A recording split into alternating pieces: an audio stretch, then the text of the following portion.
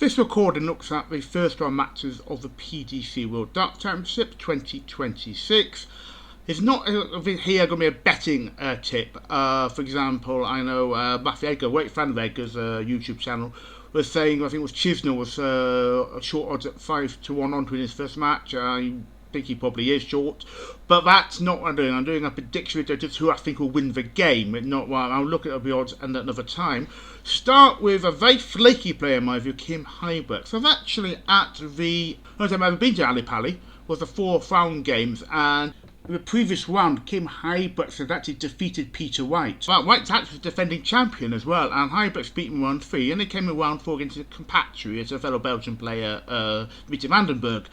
And Heiberg just didn't turn up. He just wasn't impressive. And I've said this, there's a YouTube short, I think, or something of Heiberg's finish of that game. Heiberg, I mean, hit two to the 20s. When he needs to, actually, he's got a chance to set up a finish to stay in the match. I mean, Jimmy Vandenberg has a check out to win, but Heiberg's 3-0 down. He's 2-2-1 down in the 4th set, and he needs to actually hit this to get a good shot, to give himself a chance at least of checking out and keep himself in the game. For the blind third dart, he was obviously went nowhere.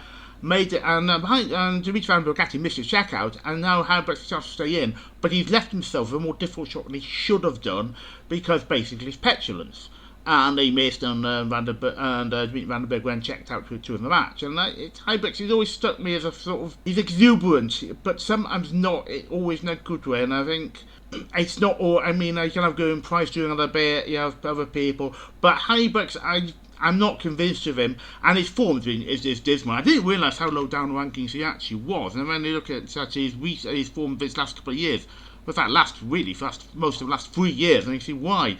He had a Pro Tour win early 2023, and since then, he's had 2 4th Pro Tour results in 2023, 3 in 2024, and only 1 this year. And the rest of it's obviously going out before even getting to the 4th round. That's just not good enough. And he's just not showing any form whatsoever. His major form isn't good either. And frankly, he's looking at going through the averages here. He's on a 91.23. On the Merckx player, I have to admit, I know very little about. Is 83.3. I think, I expect he'll win it. Heiberg will win. I don't see him not doing so, but I'm saying he's not the most impressive player this year at all. I just think he's got an easy-ish, probably first round match. He's got an 8 average above the ratings. The next match, Michael Smith, who's maybe back to a bit of form, bully boys. I remember again I was saying I was at Ali Pali when he won the World Championship, and in the final game I was also Gemma Clemens versus Alan Suter was it one match, and then it was Michael Smith against Joe Cullen. And Smith was one really impressive player of that. Cullen was okay, but Smith was one really impressive player. I saw the 6 players, and he actually won the tournament. His last 2 years have been a shocker. I mean, I'm not the only person who surely thought that the careers that Luke Humphries and now Luke Litter had would be Michael Smith's career. Having won it was a Grand Slam, I think he won, and then he won World Championship. And then he just has done nothing. They said it was a problem of taking a year off, basically, when we were championship, maybe didn't bother. And maybe just thought he'd done what he wanted. That was it mentally. He'd now won World Championship and didn't need to do anything else. Been injury problems as well, of course. He's been talking about that, and his form the last 2 years has been shocking, really. I mean, it's just what has happened to him, I don't know, in terms of consistency. But he's just starting to find stuff. He got through the players qualifiers for the Grand Slam, so not called out White. He got through that. He's got a quarterfinal UK Open, quarterfinal of the Grand Slam this year. Suddenly showing something. Also last year, the semi-final match play. And he started just to show some sort of form. But his Pro Tour has not been great. I mean, again, recent times, in the last 9, he's only got to 1 4th round match. So I'm not sure about it. He's certainly not the player he was a few years ago when I saw him play. He's played Lisa Ashton. And Lisa Ashton, not the player she was. Multiple winner of the Women's World title. I saw some matches of her, I think on YouTube or something of that, and I was just thinking, this is not the same player. She found some form at certain times, I think. Obviously, can't be forgotten, he's actually the first woman to hold a tour card. But we'll get one for next year. But Lisa Ashton did hold one through Q School. And a bit, I want to see more legitimately than Bogreaves. Bogreaves got one through the, I think, either Challenge or Adventment, or possibly, I'm not sure which of the two she actually got it through in the end. But Lisa Ashton just got that through Q-School, got enough points to get the card. Isn't quite good enough there. But form last few years hasn't really been anything like that standard. Still doing well. As in Williams he's done well. I mean, but he's done a good record world match play. When she had a tour card, actually, she had one fourth round performance in 2020, but what didn't, and the one in 2021 didn't ever really get. Was always struggling maybe to hold the consistency there. And she's not the player she was in my view. And I think Marcia will easily win this one. And you'd be very surprised. Bully Boy's having a bit of form as well. Even an awful Michael Smith beats and not as good as she was, frankly, Lisa Ashton. We then come to, of course, the boy wonder, so we say, Luke the Nuke. Fantastic talent. I mean, he's a deservedly world number one, deservedly favourite for the championship. I thought last year maybe Luke Humphries should have been favourite ahead of Luke Littler, but obviously Humphries ran out to revitalise Peter White in that tournament. Littler's just sensational. He does, I say, just your favourite. He's still down as Labanowskis. That's not a gift. Certainly Littler could have an easier first round times than Labanowskis, who it was 5 years ago he got to a quarter-finals of this tournament, and in 2019 third round. He's not, perhaps in that sort of form. He's, again, Pro Tour, he's got a couple of 2 fourth rounds, I think that might be it. And he's not, so Littler should easily win this. It's a one, maybe he always could catch someone cold in a 5-set match. Maybe it's easier, maybe than in a longer one, if say someone's just a bad start. But really, I can't see Littler not winning that in fact, very easily indeed. Matt Rasma, Jaman Van Henwick. Rather has the advantage on the averages here, but is he going to be good enough? He had a semi-final Pro Tour this year, but the problem with that is the fourth round. It's not. A couple of fourth rounds. Even actually, the last Pro Tour thing he did, he got a fourth round there. So he's an okay form, but nothing brilliant. His opponent, and I bet I don't know much about the guy actually. And so in that situation, with Rasmus having a 2.5 advantage on the averages, I'll just go with him. Near Zondervoort, Hapapua. Zondervoort has a decent advantage on the averages of 4.5. He's had a good Pro Tour season actually, with a win, a couple of 3 semi-finals, 2 quarter-finals. So that's it. And there's better form than he has, best form probably a Pro Tour, it looks like, in his career. So he's probably on the way up here. Hasn't really shown it though, maps on the majors. His best being a 5th round UK Open 2022. Nothing, the rest only ever been a third round for anything else. But that's certainly substantially better than Pujols is, who's a Pro Tour, looking at this, a 4th round last year, 4th round this year. UK Open did get the 4th round, but really, Zondervoort should have too much skill for Pujols. And a fascinating golden oldie battle between Ian White and Mervyn King. Ian White's one of my favourite players. I tend to like people I like. Ryan Searle, Joseph de Souza, Ian White, Andrew Gilding, who seem nice people. I just seem to like them.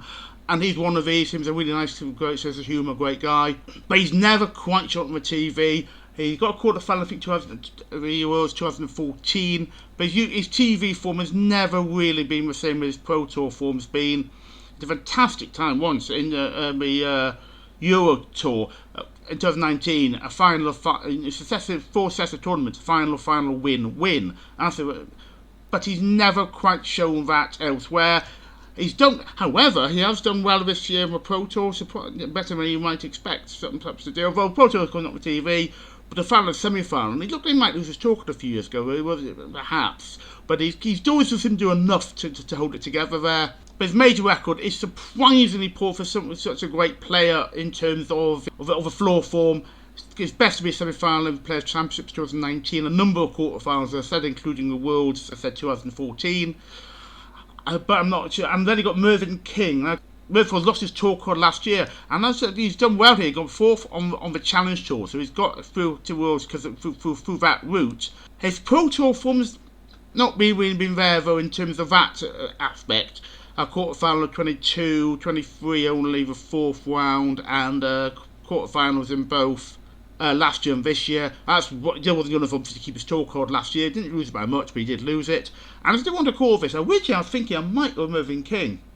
Even though he's very controversial, Rocky Mervyn King. I don't know if he's quite so bad off it, maybe, but he's very controversial on it, shall we say. He doesn't like people celebrating too much. And Ian White, who played one against Luke Littler last year. He managed to turn, I think it was Richie Edhouse over. By the first round, Ian White, because sadly his player was ill, but he got a second round, beat Ed House, and played well against Little, lost 4-1, but he played a good, he got a good counter himself in that match. Mervyn King is a former semi-finalist in the PDC Worlds and twice finalist in BDO, but that's a long time ago now, frankly. And I thought Mike Red, even though I wanted him to win Mervyn King, the yearly averages though, as is the 12-month averages, do favour Ian White by about 2.5.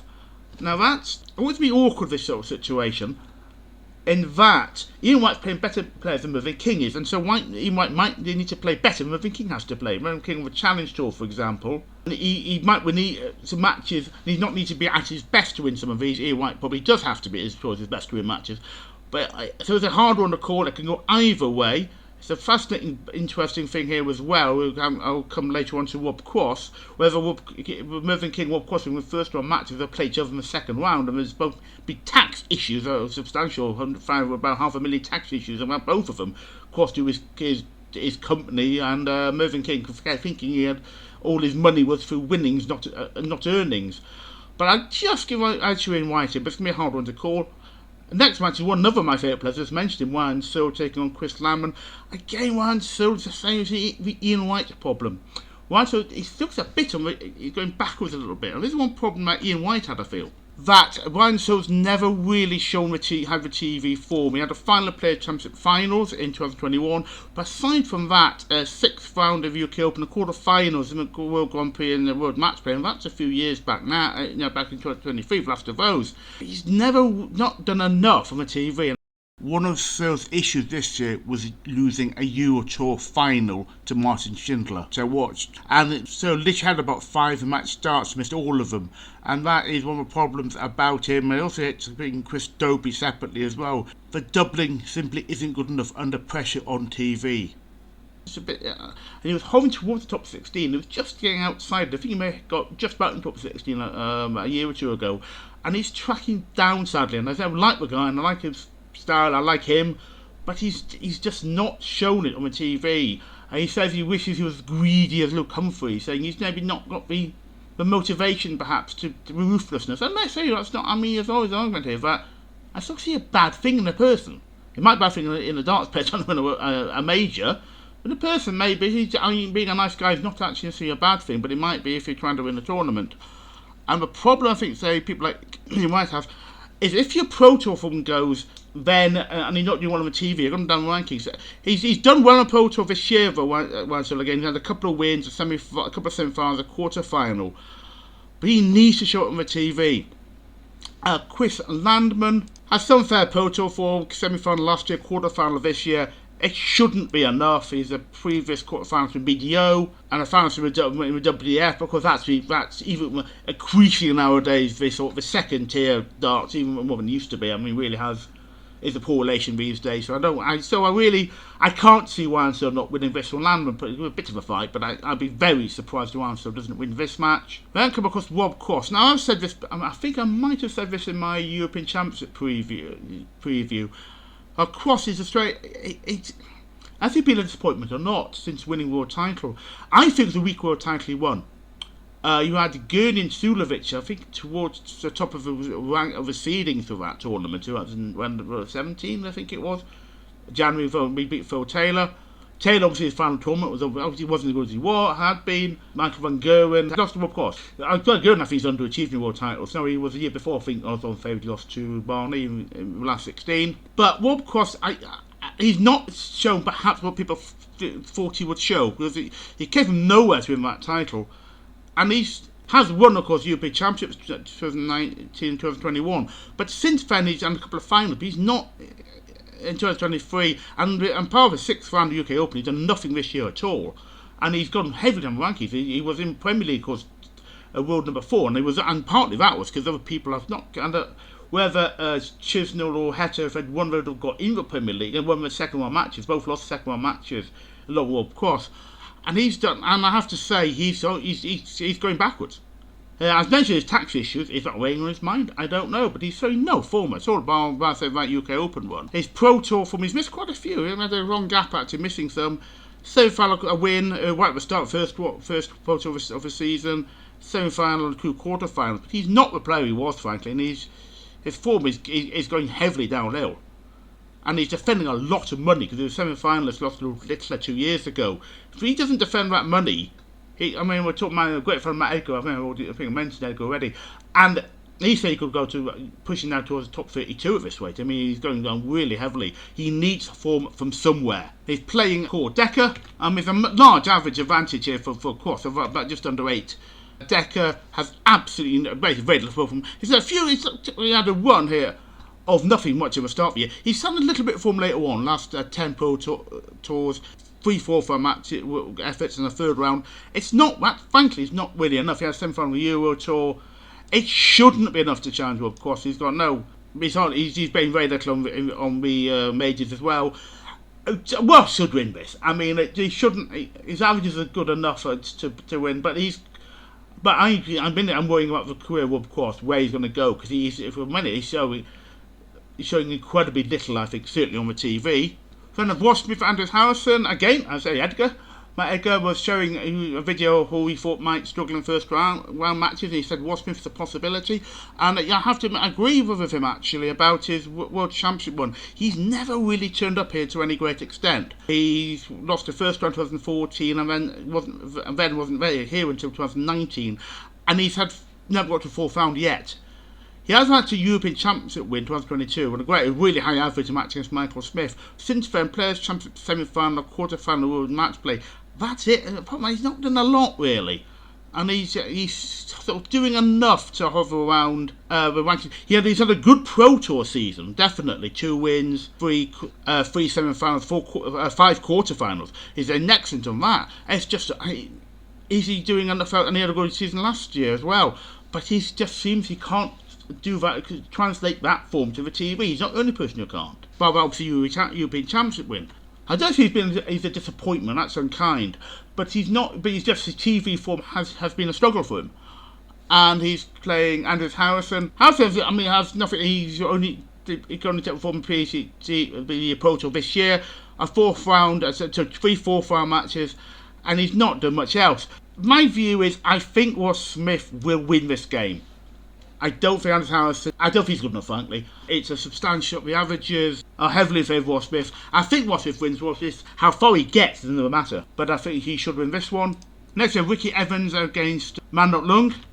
Ricky, a very popular character, had an awful year, not in terms of darts, with his sister passing away. You wouldn't want to bat on anyone. And he's done well. He's come back really strong at the end of the year. His Pro Tour form hasn't been great. He's a quarter-final, that's it. But suddenly just found a burst of form there, with his quarter-final in Grand Slam of Darts, 4th round of UK Open, 3rd round last year World Championship. We had an amazing match against Chisnell, where Chizzy checked out one, trying to save the match, actually checked out one score. He checked one double, he just miscounted completely. As it is, for him, thankfully, he won that leg in the end, got to a sudden death leg, but Ricky Evans won that. He's consistent World Champions. Since 2020, he's got himself to the 3rd round. He was unlucky 2 years in a row. He actually played Michael Van Gerwen as the 32nd seed. Twice played him when Gerwen was the 1st seed. So he's unlucky in who he was drawing. He's, of course, a very popular, very exuberant character. I like the guy, actually. But his Pro Tour from last year, he won something out of nothing. He seems to win, either win or do nothing. As 2019, a win and then nothing but past the 4th round rather. 2022, a win and nothing past the 3rd round apart from that. Same things of it. And the last 2 winning in 2024, he didn't do much outside it. So he's probably more a TV player. Good record in UK Open, very consistent. I don't know, not young, but the one match he's famous for, and it's interesting, was he beat Jan van Veen last year. He's one of the 2 players who beat Jan van Veen in this World Championship, having yet to win a match here after 2 years. And so he's capable of creating a surprise. I don't know enough much about the guy apart from that, really. And Ricky Evans, it might be close to what we might think. Man Long, possibly he doesn't need to play that well during the year. And maybe playing weaker players, Ricky Evans plays. I think it could be closer than you have to say here. Maybe Evans might win. Yes, he'll have a crowd behind the Ricky Evans, that will always help. But it's not as maybe one side as the averages might say. Then Jan van Veen against Christo Wace. Where's average? I'm looking and thinking, what? I think he's played about, in terms of dart games, very few which have been noted down in the databases, and therefore he's got an average of basically hardly any any matches. So I would take that with a very heavy pinch of salt. Jan Levine, though, he's now. I think he's underpriced, and I mean, to the World Championship, I think he's got issues here. He's lost both his games he's played here. I actually thought my European Championship preview video, I thought he was playing Damon Heta in first round, both of whom I think didn't have a great TV record. Heta possibly more so. And I was there saying, I said there, well, whoever wins won't get very far. And of course, Jan Levine actually won the tournament, so that was not the best prediction ever given, shall we say? But still, I just have a little bit of scepticism about him, actually, in terms of this. He's a great player, great talent, and he's had a great record originally on the development to another Pro Tour as well. Top quality player, but I still have some slight doubts there about him on the TV. Quarterfinal UK Open World Match, perhaps have European Championship win. Is he going to be better than maybe, possibly better Europe, maybe with crowds more on his side? I'm not sure, maybe. I think, my view is, I think he might be overweight in terms of his chance to win the championship. Race has been a very good player, had a magnificent match with Michael Van Gerwen. He actually averaged 100 and losing to Van Gerwen. It was a top quality game. He's not been here for now since 2020. I mean, Van Veen should win it. It would not be a shock to see something go wrong there for him. I still think it might be valid. Look at, I'm saying I'm not going to touch betting yet. Race might be valid if Van Veen doesn't quite turn up enough as he should do. Then there's Damon Heta, Steve Lennon. The average is 3.5. Not as much as I thought it could be. Lennon's not adding, and it come back to a bit of form it used to have. His 12-7 record's okay at its extent. The quarterfinal last year. This year he's got some third round and a fourth round. It's not great, really, to be frank. He's always been a fairly decent player without quite into being top quality. Quarterfinal Players' Championship finals back in 2018, but he's not really good enough. A question about Heta. I thought Heta a couple of years back beat Michael Van Gerwen in a TV major and then got to semis of the UK Open. I thought that might be a catalyst to show him some good TV form, and he still hasn't shown it. And he's now, I think, ranked about 15. And I was surprised with the rankings how far down he was. He was champion of the Premier League last year. And maybe if he'd not lost a magnificent match against Luke Woodhouse, where the greatest reaction to him, to having 9 darts run against you by Luke Woodhouse. I mean, they both came across brilliantly in that leg. But Heta lost. Woodhouse beat him. And Damo, I'm afraid, he's great with Pro Tour. He's won twice in 2022, twice in 2023, twice in 2024, twice in 2025. Euro Tour's got a final. Is it good? His TV record is garbage. Frankly, compared to that, it's not rubbish totally. Compared to that, it is. He had in 2024, he had his semi-final UK Open and the quarter-final World Masters both last year and this year, and a sixth final in the UK Open as well this year. It's just not the same. I haven't seen much him play recently, but he used to sort of turn up in silly hats. I don't think that's the problem. I'm afraid he could lose this match to Lennon. Lennon hasn't got the form generally, but Heta just cannot turn up consistently on the TV. He certainly is possible. You go out in the first round here. And they're saying, I'm talking about people like, if your Pro Tour form doesn't hold, what happens to your ranking if you can't show it on the TV? And if Heta does not show decent form again on the Pro Tour next year, he could be well outside the top 16. Because that's why he's doing well. That's why he was close to getting into Premier League. There's a serious conversation getting into Premier League. That's why he's still in the top 16. It is not his TV form, and Lennon can definitely beat him in this match. I've actually called Mario Super Mario as a joke, because I'll just butcher his surname. I didn't realise it actually was his nickname. I remember it being Super Mario Cipollini, the cyclist, and I was just going to use that nickname. Didn't realise he also had the nickname as well. So I'm not going to ruin. I tried to pronounce his surname actually, and I just has failed. Has a good record back in BDO days. Semi-final of Masters 2019, semi-final of BDO World Championship 2020. He got the final of Pro Tour not that long ago, so he's showing a bit of form. It's not really, though, in any greatest player round, shall we say. He's not really showing much in the majors. I'll admit I know little about David Davies, actually. So he's won 3 titles but it's pretty minor stuff, to be honest, with the WDF World Teams, PDC Challenge Tour, and the Irish Open on the WDF circuit. So I know little about. I doubt Ivies are going to get very far, and Mario's got a significant advantage in the averages, and he should win this one. Next, we have one of my favourite players, Andrew Gilding, here on Cam Crabtree. Matt Aker's video about possible first round upset. So talk of Gilding actually in turn of a Cam Crabtree. I hope he doesn't, because I'm Gilding.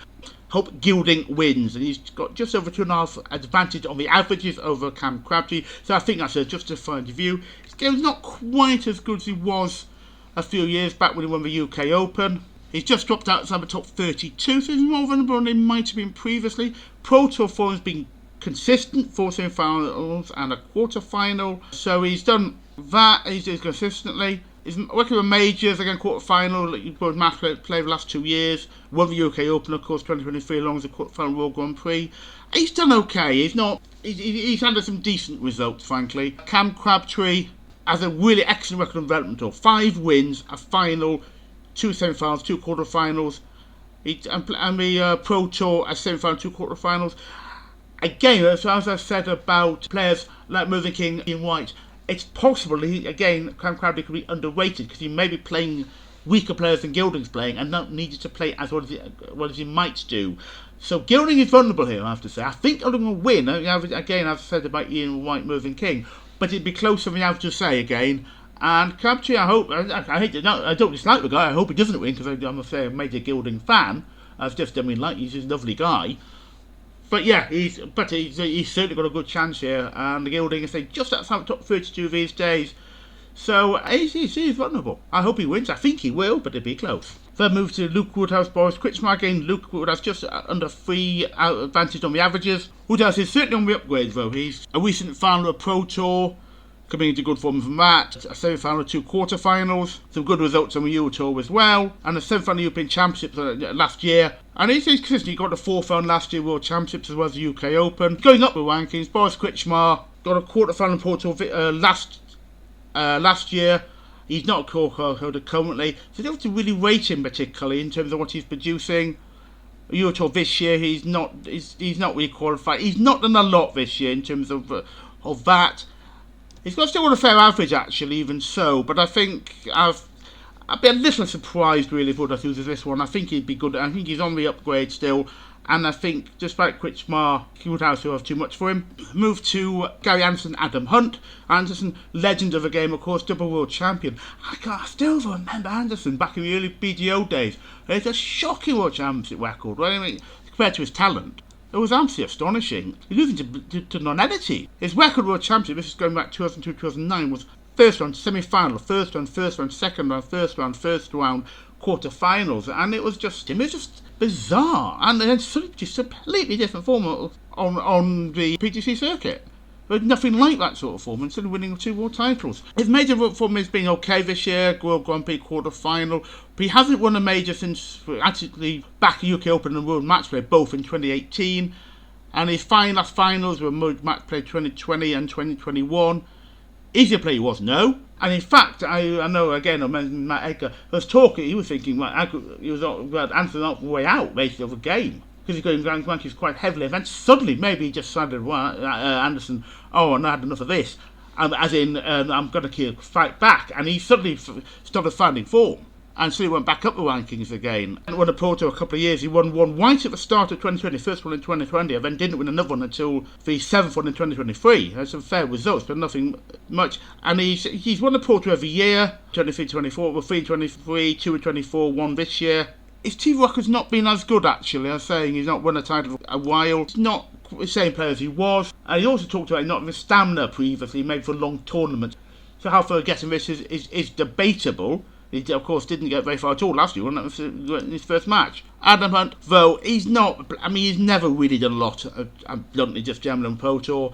A quarterfinal 2018 is his best frank result. And really, apart from that, looking at this, he's had his last match. He didn't play a couple of them, but at the end. But his last match he played towards the end of this year, he actually got a 4th round, which is actually his best result. Of course, in Wikipedia can't make mistakes, can it? Since the 4th round in 2020, and then previously of that was his a couple of 4th rounds in that quarter-final 2018. So really, I just don't. He got a 4th round UK Open. That's about it. He's been there about. But really, it's an Anderson has native advantage on the averages, and really, I'd be astonished if Anderson doesn't win this. I think he's he's always seems to be good at yearly averages, but not necessarily showing that on the TV. But he's sure I'd be very surprised if he doesn't win this. Then we have absolute legend of the game in Paul Lim taking on Jeffrey de Graaf. Paul Lim, just around forever it appears, the famous, first ever BDO 9-darter, and still he was 16 taking Guy Anderson, I think, of that year. We missed the 9th dart for another 9-darter, and he was involved in a shock win for Singapore into the Scotland Over, again with Guy Anderson there, in the World Cup of Darts. And he's taken, Jeffrey de Graaf, who was originally a Dutch player, but now plays for Sweden. De Graaf at this year Pro Tour, a win and a final last year, and then he wasn't on Pro Tour for quite a few years before, for 4 years before that. Not a lot though, De Graaf, really. He had a good World Champion last year, got the 4th round. Had a good one there. That's about all he's done. And can Lim do it? Because Lim also bought him, forgot to say, in the WDF, he got to a world final last year. Amazing performance, losing to Shane McGurk. Can he? I mean, it would be a massively popular victory for him. He's not been here since 2022. He hasn't won. I mean, he's only got a couple of games. I mean, it would be a surprise, I think, if he does. But I'm sure he'll equip himself well. And of course, I'm very neat for what again. You see how long he's around. It wasn't that many years ago before he was as a young guy called Luke Humphreys, about 5 odd years ago. Was seen as a bit of a like outside of the World Championship and got turned over by Paul Lim. So on his day he can do it, Paul Lim. He's still in the early 70s, but I'm sure he'll get a great reception. He really will. He got a great reception. He's won the WDF tournament, and of course that's a lot smaller club than Andy Pally will have. But enough people, I hope, there will know who he is and know about his pedigree in the game. I think surely de Graaf will win it though. I'm just looking at the yearly averages. De Graaf probably playing better players than Paul Lim does. So Paul Lim might be underrated here on 85. His average might be a better value there. So de Graaf will probably win a game. I hope Lim does well. It's a game that I'd like to see him play, and I would hope he does well. Move to Vessel Nyman, Karol Sedlacek. So I'm obviously controversy of his match fixing past. Hopefully he's put behind him completely now. There's always going to be that thing that, in the back of minds about people. But more importantly, he has a poor record on the TV. That's 2 years. He's yet to get past the 3rd round of any tournament. He got 3rd round UK Open, and it's both G425. And of course, that with UK Open, he probably got in quite early in that tournament. So he's just not shown it on the TV at all yet. European Tour he's done well. He's got a couple of semi-finals, a couple of quarter-finals. Pro Tour, he had a great finish to the Pro Tour. Fantastic, with a couple of wins, a couple of semi-finals, a couple of quarter-finals, and early ones. His Pro Tour performance great. Fantastic. We stressed it yesterday in the second half of the season. But he just doesn't show on the TV. Is it perhaps a match fixing? Is it just that? I don't think he gets booed necessarily. But does he just have that sort of thing in his mind that people might be thinking about that? Because there's got to be some reason he can't show it on the TV, because he just doesn't. And so Sedlacek, a decent enough player, Pro Tour form's not as good as Nyman's, and not many players would be. 4 quarterfinals this year, a semi-final, a quarterfinal last year. And apart from the televised but non-ranked World Cup of Darts quarter-final, he's not done a lot on the TV himself. The 5th round of the UK Open, his best performance back in 2023. But it's Vessel Nyman, I think, vulnerable here. There's a huge amount we have. Nyman has the advantage on that, but not massively. And I'm going to say Sedlacek, I think could be value. I'm not betting yet. Still could be value against Nyman, who I think could be, again, overrated for his chances here. This tournament, given he seems to have issues on the TV. Luke Humphreys, Ted Everts. Everts former World Youth Champion himself, but really Luke Humphreys should. He had a bit of a surprise defeat to Peter White last year in this tournament, but he's been simply the second best player in the world. He just hasn't won the Pro Tour this year. He hasn't been played many of them. He got final, semi-final, quarter-final. He doesn't need to really. He's obviously won one previous years. Like with Luke Little, he doesn't need to turn up to that many of them to get into the Players' Championship finals. A Euro Tour win, he's got good, consistent efforts on the Euro Tour, and of course he's winner of the Masters, series of finals this year. He's outdone by Luke Littler, but I mean, he had a surprise defeat last year, which Peter White came from nowhere. He suddenly found some form. Peter White, I haven't get to Peter White yet, but he seems to turn up for one tournament a year. And that was last year, was right at the end of the year. Whether he'll do so this year, I don't know. It has to be this tournament or nothing, and it might. So we'll see about Peter White. But Humphreys, second best player in the world, he shouldn't have a problem here. Everts, Like Humphrey's also a World Youth Champion. He's a decent player. I mean, remember Everts losing to Fallon Sherrick in the World Championship and how well he took that. And Everts had a lot of praise for his reaction there, which is, I think, fantastic and generally a good reaction. A lot of people thought liked Ted Everts, and I actually like the guy. He was really seemed nice. Problem is, he's not, he might be a nice guy, but he's not good enough here. He's a World Youth Champion. He's one World Youth Champion. I think it was 24. It's just there's an argument about how old people are for the. I think it was a COVID year. I think they just add a year on to people. I think starting to enter the Youth World Championship. But outside that, his best efforts, well, a fourth round of the UK Open, but again, might have ended quite late. Fifth round, so UK Open 2023. He's done well enough to qualify, but he's not. I can't see him doing a lot here. He's got the Players' Championship. He's got, he's had a third round match. Had a quarter final of nothing really. I think last year in the Players' Championship, I lost his tour card. He's had some fails. He's just not good enough. I mean, let's face it, Duke Humphrey should easily win this match. Next game, Clemens, Alex Spellman. Joe Clemens, a shock semi-finalist a few years ago now World Championship. I was actually, that's something I mentioned earlier on. I saw him beat Alan Suter. He then turned over Darren Price, who seemed to think he'd turn up as a DJ half his way through the match with his headphones. But Clemens hasn't held that sort of form. He's one of these people like Scott Williams, Jamie Lewis, who lost to talk on not that long after getting to a semi-final, or Cook Shepherd got a final, and then did little after that. Now, one of the Pro Tours, just looking through his record here, he's got some finals in the past, but not for the last not since early 2023. Best of the quarter for the last year, quarter-final this year, a quarter-final, semi-final. He's hovering lower down now the averages, and aside semi-finals of the World Championship and Players' Championship finals, he's not done lots since then. Fourth UK Open, third round UK Open, third round again World Championship in 2024. He's not done a lot since that semi-final World Championship. He's gone quite heavily backwards. I'll admit I know little about Alex Spellman really. He's gone out first round World Championship in 2024, done Grand Slam of darts, and then lost in round robin in 2025. Clemens has the answers in the rankings. Again, Alex Spellman, without necessarily always playing, maybe doesn't play top quality players. So again, he's another one who might understate his abilities. But Clemens has such advantage of the averages. I expect Clemens will win. Another interesting, Richie Headhouse, Johnny Tartar. And Headhouse, I don't know how to take him. I was stunned when he won the European Championship. Well, the only one who was stunned, frankly, of any horse who didn't qualify. He was done just outside qualifying places this year for it, so couldn't defend his title. I saw him in 2023-2024. I had to watch his first round game, and he was 2-0 up, cruising. I was just wondering if he looked a bit complacent, a bit. What's the word I'm looking for here? Not arrogant, maybe. I don't know. I may have misread that. I wasn't sure. A bit smug. And then fell apart. He lost both matches 3-2, and then lost to Ian White last year when he was a seed, and so he's in his first match again. And Ian White is saying, I did well in Little in the next round, but Ian White, as I said, doesn't have a TV record. And Edos might be vulnerable here to Johnny Tartar, because Edos doesn't have a great record here. I mean, his Pro Tour record, looking just at that, is only a quarter final of this year. It's pretty poor. For a player who's in the top 30, he's got himself in the top 32 and a couple of semi-finals, both 23 and 24. That European Championship win was actually out of nothing, and he's done very little apart from that. That's basically his only decent performance. He's got a fourth round UK Open. Again, it's where his seeding probably got him in late into UK Open anyway, to later rounds.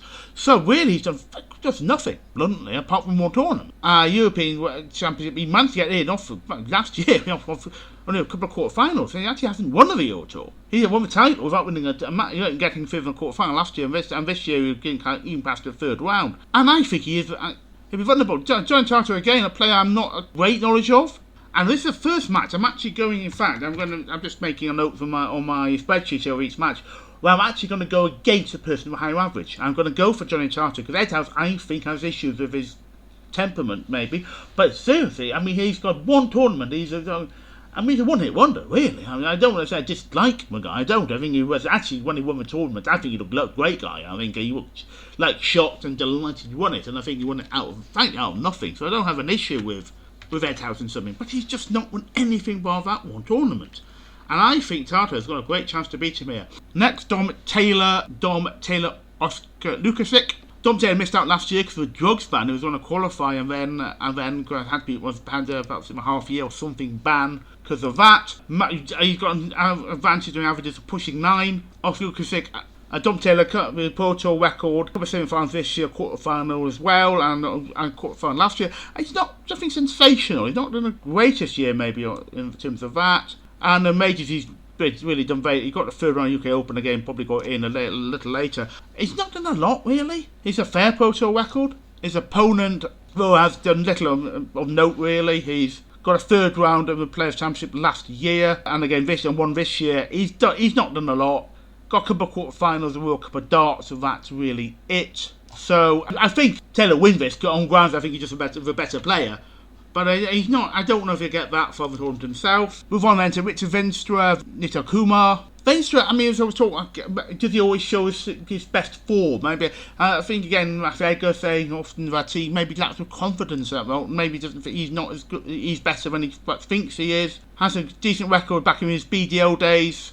A quarter-final and in the Worlds and a final Worlds Trophy and Masters.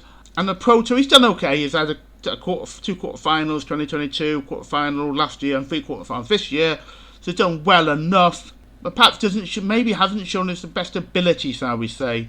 Maybe there could be a sort of ceiling hasn't reached yet if he just gets it together. Nito Kumar, I mean, I know a little bit, about the guy. He's been around for a while.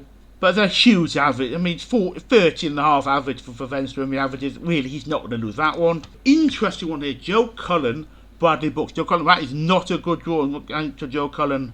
He wasn't happy about drawing him. Cullen, I don't know how to take Cullen. He's had some issues. I don't know his family life. I believe his sister's ill, which I think may explain certain things that were going wrong with Cullen for more ways than one. There was no doubt what Cullen's not play he was. And he had a rough couple of years. He had a great record on the Pro Tour until last year. Got to one final. But then everything else was one fourth round, that was it, apart from a couple of about 3 third round matches. Cullen's World Champion record is better than it used to be. It was a shocking record a long time. 2021 onwards, he's had a 4th round, 3rd round, 4th round, 4th round, 3rd round. So he might, which is comparing for 10 years before that. He got 6 years, first round, 6 years in a row, and then had second round, first round, second round. So he's certainly got a better record in recent years in it, but he used to have a terrible record in the tournament. Much better this year. 2 wins in Pro Tour in the final. I really like Joe Cullen's career because he actually has some 2 very funny darts impersonation videos on YouTube, and I like him on that. However, I really had issues with him after beating Russell Nyman last year. He gave an interview which was testy, just to be polite to him. I thought he was unprofessional, I was unnecessary, and then walked out of a press conference as well. I think he kicked off because there were people saying he was Russell Nyman's favourite against him. But he probably was. On form, he'd shown Russell Nyman against Joe Cullen. Cullen actually won. But I was disappointed by his attitude there. It wasn't good. It was just unnecessary. But he's shown good. He's shown form better from this year than last year, certainly on the Pro Tour. Euro Tour had been pretty poor form, though. You had the final last year Euro Tour, but a few third round matches. This year he's had 2 third round matches and not much else.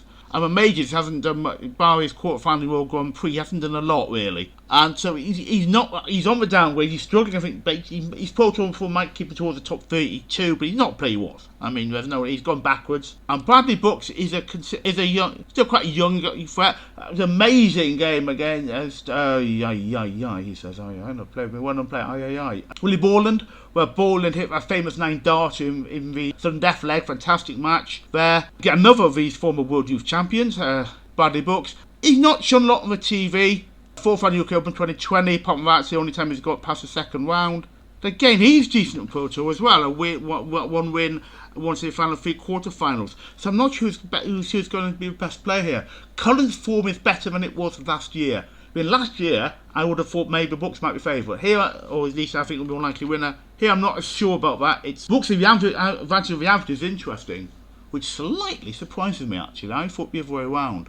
I'm going to go for Cullen here. I think he's just got I think his form this year's been better than Bradley Brooks. Both are good players. I think we're lucky to play each other. It's certainly easier for the first round times for either of them. And I think Cullen will edge it, but I'm not sure. There's a Venning Wedding plays here. That's a tough first round. That's another tough first round game with 2 decent players on the upgrade. Venning, on Pro Tour, he's had a final and a few 4th rounds. He's done okay. I'm just like, he got a quarterfinals Grand Slam of darts. I think it was maybe sort of not hype quite. We're talking all this Venning suddenly turning up and going up the rankings. I'm not sure bar that result. It quite shows that. Oh, he's got final Pro Tour, but that's it. It's not. Probably I don't think he's done a lot. In the plays here, who came through, had a better year last year than this year, though. He's one of what he had a Pro Tour win and 2 finals. This year, he's only had a semi-final and a quarter-final. I think both players, perhaps, let's talk of maybe thought we might do better than we're actually doing. Certainly Plaisir, I think was maybe seen as a will. Tended to be challenging for getting top 32, and I don't think he's quite shown enough for himself actually this year.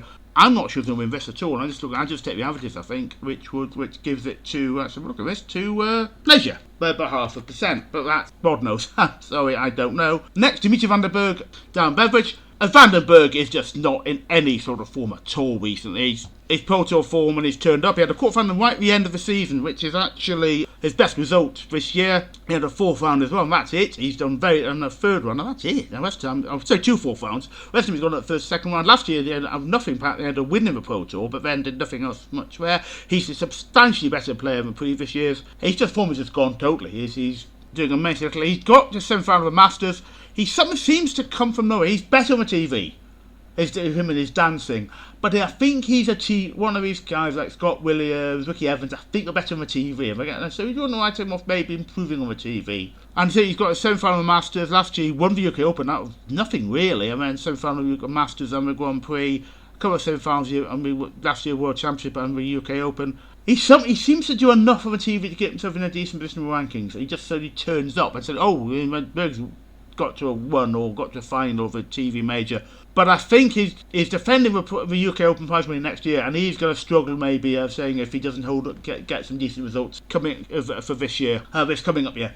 Dan Beveridge has a higher average for a year, and I think it's a hard one to call because Dan Beveridge is he is someone who acts well on the TV. I think he's a popular guy with the dancing or stuff like that. He's good with it. I think that's what he gets him support. I'm going to give this Van den Bergh again. I'm going to go for the low average of the year. Because I think he turns up on TV. I think he's got a good chance there. Stephen Bunting, again, a very popular player. But I always felt like in Aspen. I never quite, not that I dislike the guy, but I just wondered if it was a bit of quite the popularity of the guy. I think he seemed a nice enough guy. I just thought it was like with Aspinall, I thought it was maybe a bit over the top sometimes, but both seem really nice top blokes, so I can understand that. Perhaps now, maybe it was a bizarre situation last year on Pro Tour when he got 6 finals but couldn't win any of them. I mean, he won at one point his Pro Tour record was a final, one of tournaments. It was final, quarter-final, first one, final, quarter-final, second one, final. He's finally won 2 Pro Tours this year. Couple of semis, 2 quarterfinals, couple of Euro Tour, couple of finals as well, semi-final, quarterfinal, and a couple of wins of the Euro Tour as well. Mind you, 3 quarterfinals. A little bit inconsistent though. He either does well or does badly. Got a semi-finals World Championship 12 months ago, couple of quarterfinals, but sometimes he doesn't turn up either in things. And again, 2024 is even worse for him. It was a winner of Masters, quarterfinal UK Open, and a 4th one Worlds, and then nothing else. And it's just. He seems to be inconsistent. He either does really well or doesn't do anything. And I find it a little hard to judge him, really. It's a great average. One of these really high yearly average, and he certainly deserves to his high world ranking. But I'm just not sure, really, how to take him. As I say, if he gets going, he'll do well, I think. But will he get going? His opponent has actually won a Pro Tour this year, well, but a bit out of nothing again. I won the 4th rounds, and then. But that's it. So he won Pro Tour rather unexpectedly, I think. Bar a couple of semi-finals, actually World Youth Championship. He's not done a lot. UK Open final third of 2022. I can't see Bunting not winning this. He's got an average. The average is 9.5 ahead of his opponent. I suspect he'll win this quite easily. Frankly, I don't really see it happening. Going what is just maybe later on, Bunting might be under more pressure. James Hole. Some fair results on the Pro Tour this year. Semi-final, quarter-final, 3 quarters last year. He hasn't really shown any great form of TV so far. He's not really been involved for that many years at that sort of level, in fact, really. And playing on Stowe Bunce. We've got quarter-final Grand Slam 2023. But hasn't yet to win a match here. We're going out first round to both times. So I'm not sure either of them are great. Well, I think Bunce turns up. Bunce turns up and have a chance here. I'm not. Given his surprise quarterfinal, really, when he got to the Grand Slam, I'm going to get to Bunce here, even though the averages don't say it. I'm not sure how good Hole actually might be here. I think Bunce might be underrated, and so I'm going to give the edge to him. We'll have to put down the next match against Travis Dudany. Dole's going down the rankings, I have to say. He always seems to do something to do when they don't respect it, really. His Pro Tour form has always been decent. I mean, he's got the win in 2022, a number of semi-finals 2023, a win 24, and a couple of semi-finals in the final of this year. He's done enough perhaps to do well, but I mean, he's coming consistent. I think he doesn't always do well. He's not as good as he was basically. Had a great run of quarterfinals 2 years of World Championship.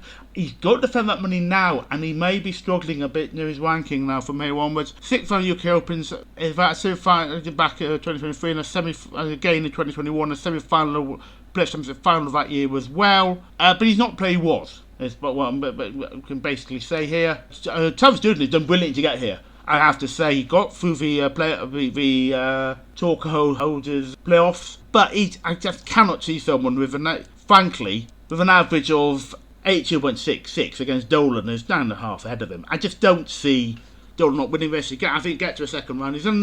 I think he's one of the lower ranked players doing. He's done brilliant to get here, but I'd be astonished if he gets any further. Cameron Menzies, Charlie Manby. Well, I haven't got actually yet to a couple of players here. I might mention also Dutman Dover and also Watabina. So I'm going to mention these first. I'm going to mention these three together in points. All three of them, I think, part of the problem they have, or not one more than they have, is part of the mental attitude. In fact, they seem to still remember the last 3 darts if it's not been a good score. Especially Cameron Menzies, even when he's on a pro tour, he's almost hitting himself metaphorically when he doesn't have a good score. And it's just, I think, true major winners, they can put that behind them. But bad score, move on. And there's a line actually where I attributed to one of the major golfer talked to Jack Nicklaus, and someone saying about Nicklaus missing a putt, and he said, "We didn't miss a putt, the ball didn't go in the hole," and it was like he's not, you just move on.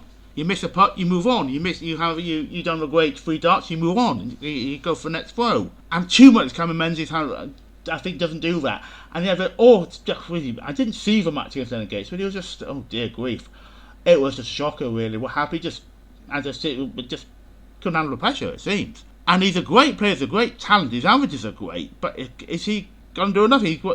His form's not as good as it was to start the year. He had a winner Pro Tour, 2 finals and a semi-final on. Since then, he's had the number 4 for matches, but he's not got further than that. And probably his Pro Tour for the overall was about the same as last year, but it's just going backwards a bit. With the Royal Grand Prix this year, 5th round of the UK Open, Grand Slam quarter-final 2024. Basically, his TV form does not match up with his Pro Tour form, and I think he could have problems here. I wonder if he's going to do enough to win this match. I have to admit, Charlie Manby is not a player I know. The average difference is all 3 here.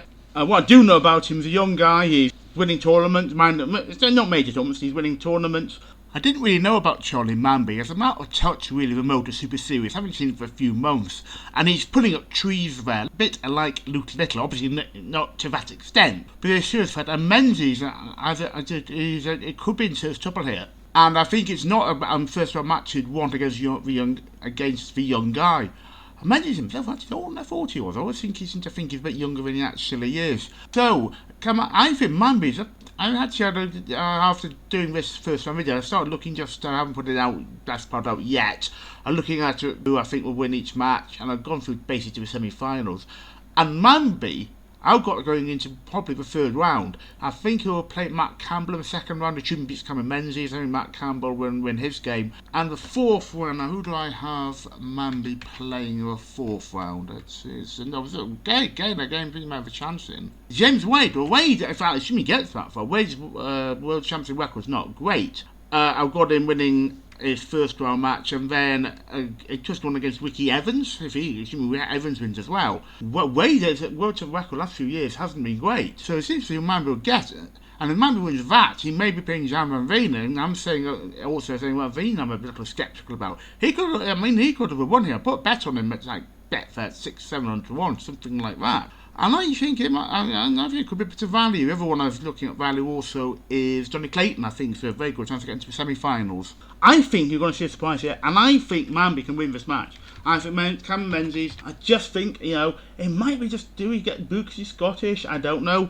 But after what happened last year, I think Cameron Menzies is vulnerable. I hope he wins finally, because it'll be good for the game. I think if I've gone for Cameron Menzies, showing his form is good for the game. But I'm going to have Charlie Manby to create an upset in this match. Then have Mentor Sulovic versus the non-Prime Minister, David Cameron. Sulovic, this time was one of the top players in the world. He won his major the Champions League. Was it Champions League of Darts? I think it was. He won it. A major he won. Yeah, Champions League, which doesn't exist anymore as a tournament. But he's not been a player for a long time there. Had that magnificent moment of Mac Van Gerwen decided not to go for a match-winning ball, and Mentor just checked out, and you can see both the face of him and Michael Van Gerwen. It's absolutely hilarious. It's absolutely beautiful, that, actually. But UK Open's his best tournament. Well, he had quarter-final European Championship back in 2021. UK Open's been his best tournament. He's got to fifth in the ones. He's had fifth round.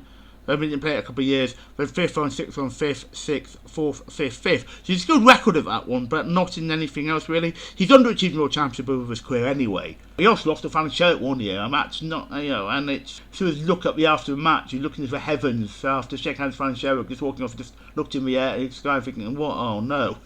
But he's underachieved on the World Championship. He's only ever got to third round, and his ability over the years, not now maybe, but in his past, he should have done better. And he has underachieved here. The thing is not totally shocking us to find Sherrick, frankly. And David Cameron, not an outsider totally in this sort of thing. For a few years now, what, guess it's 3 years ago now, he won the World Darts Seniors Masters. Good grief, I don't know that long ago. And he got a second round here, won the World Championship. As I said, he beat Richie Headhouse. It's a different one. He's got it. He's got the game, I think, Cameron, to take men's one. It's going to be a difficult one to call this, I think. Looking at the average years, Mensah, I think, Jim's ahead of him. It's 5.5 advantage for Mensah. But Mensah's Pro Tour form is little. I mean, fourth round match this year, a few third rounds. Last year, 2 quarterfinals, and that's about, and a few some third rounds, and 1 fourth round. He's not done a lot for a while. Last Pro Tour win was back in 2019. Last final was 2020. I'm going to go for a little upset here, perhaps, and I think I'm going to go for David Cameron to take out Mensah Suljovic. Peter White versus Nolan van Leuven. White is not the player he was by any stretch of imagination. I think he seems to have appeared now to turn over 1 tournament a year, just not to see the same tournament. His photo form's been mixed, a final as well as a quarter final, and then nothing more than a fourth round later on. But his last Pro Tour wins back in 2022, really, at the start of the year, the final later in that year. He had a great period to winning multiple Pro Tours back, back in the previous years. Of course, obviously with the world champion. But his record, as I'm saying, he won the European Championship out of nothing again in 2023. He hadn't done a lot. 7 World Masters early in the year and quarterfinal World Grand Prix. But he got a quarterfinal World Masters the next year, and then last year he got a great World Championship when he turned Watamina over, and he was actually in top form and actually favoured against Peter White. I mean, had a great first 2 rounds, and actually was favourite against Peter White, who won and then beat Luke Humphries, of course. But since then, he's had a 4th round of UK Open, and that's it. He's not the player he was. There's no doubt. He'd be good enough for Lin van Leuven, though. He should have enough there to win. He's got a very large advantage of the averages, and then Van Leuven just happens to play 4 Pro Tours last year, or went out in the first round. I can't see Peter White not winning this. The question is, how far does Peter White get? I don't think it'll be very far, I suspect, depending on the draw. I'll have to look at the second round draws after this. But I think Peter White easily wins this match. Also, Martin Lukeman, Max Hopp. I actually forgot that Martin Lukeman actually got a final of a Grand Slam last year. I'd completely forgot about it. And of course, I got a call for UK Open. I just overlooked it. I thought, oh God, so he did. So analysis by Luke Litter, but that's no disgrace. It's great to get to the final, frankly. But a decent enough player. But again, looking at Pro Tour form, he's not won a Pro Tour. Semi-final 2021, quarters 2022, and 1 in 2023, semi 24, and 2 quarterfinals, the quarterfinal this year. But he's not done a lot, really. He's a decent enough player, but apart from he's from this year, it's not okay for the UK Open, but it's not fantastic. Max Hopp, who was seen as a great talent, winning the World Youth Championship 10 years ago, and just went off a boil. And there's a video on him. I watched on YouTube about him. His decline. And there's a one where he's been a bit of a dick. I don't know if it's unpopular or not. I don't know, but it was. I just watched a short video where taking on Northern Ireland with Martin Schindler and we World Cup of Darts, and Donald does his finger waving sort of after taking 180, and Max Hopp hits 180 or something himself, and does a mock one of Dolan, which is a bit childish to say the least. It was necessarily stupid. And Gurney, I think 124, and checks it out and points at Max Hopp, basically telling him to shut the whatever up. And that's hilariously funny. But Gurney, I don't really want to know Gal Gurney hockey particularly, and he was just telling Max Hopp where to go. But correctly so as well. I think Max Hopp made himself look an absolute idiot there. He's got himself back onto the tour. A couple of years not on the tour card, but he's done little. It's a couple of fourth rounds, nothing much. I mean, he won the Port 2018, the final 2019, but he then sort of went about 22, he had the quarter final, but then he didn't do much and lost his tour card. And he's not really done a lot since then, really, either. And the majors, he's done little. The fifth one, he'll come back in 2021. And I don't think Luke has moved on enough, perhaps. Thought maybe that Grand Slam final, he would have moved on, maybe a catalyst for him. It hasn't quite been, but a max top, I don't think is good enough anyway. The averages aren't a massive difference, actually, but I think Lukeman's got the better form. Now move on to an interesting battle here. Dirk van Duijvenbode. I said it'd get the same situation with Cam Menzies and Jim Watamina. But I think it's a mental issue with Dirk van Duijvenbode. He's under injury to his shoulder. I mean, I have to say that's been well documented, and certainly that's not his fault. That's what happens to perhaps darts players. But I just think if it goes wrong, is that the same with players like Cam Menzies and Jim Watamina, it goes very wrong. And this year he's got the final of Pro Tour, it's one semi, a semi, three quarters. He's not the player he was for a few years ago when he won the Pro Tour 21, 2 and 22, 3 and 23, and was looking at a real top 16, possibly Premier League top 8 player, maybe if he really show the form on the TV. But he's been a bit of a disappointment, really. He got to the final of the World Grand Prix back in 2020, and then since then, semis of the European Championship 2022, semi-finals 2024. But it's a couple of quarters. I know he's had his injury, but I think it's also, he's still, the temperament I don't think is there for him, actually. And will it ever be? I don't know. I think he's a great 180 hitter, but he's one of these people who are first start merchants. You think about Gurney, actually. When it was those BDO days, I didn't like Gurney then, because it just seemed a first start merchant. He first start when the top 20, he got a great score, didn't he, for what you sit down call a bag of nails. And I don't think it's the same. It just seems to, when it goes wrong, it goes very wrong for him.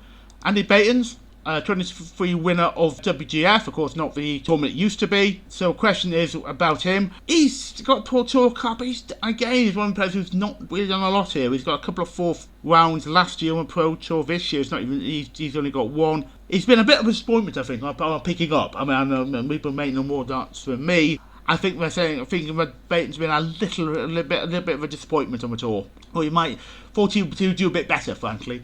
And in this situation, Van Duijvenbode has a second round to the Baton's of the averages. I give it to Van Duijvenbode. I think he'll win. If Baton turns up, it'll be interesting.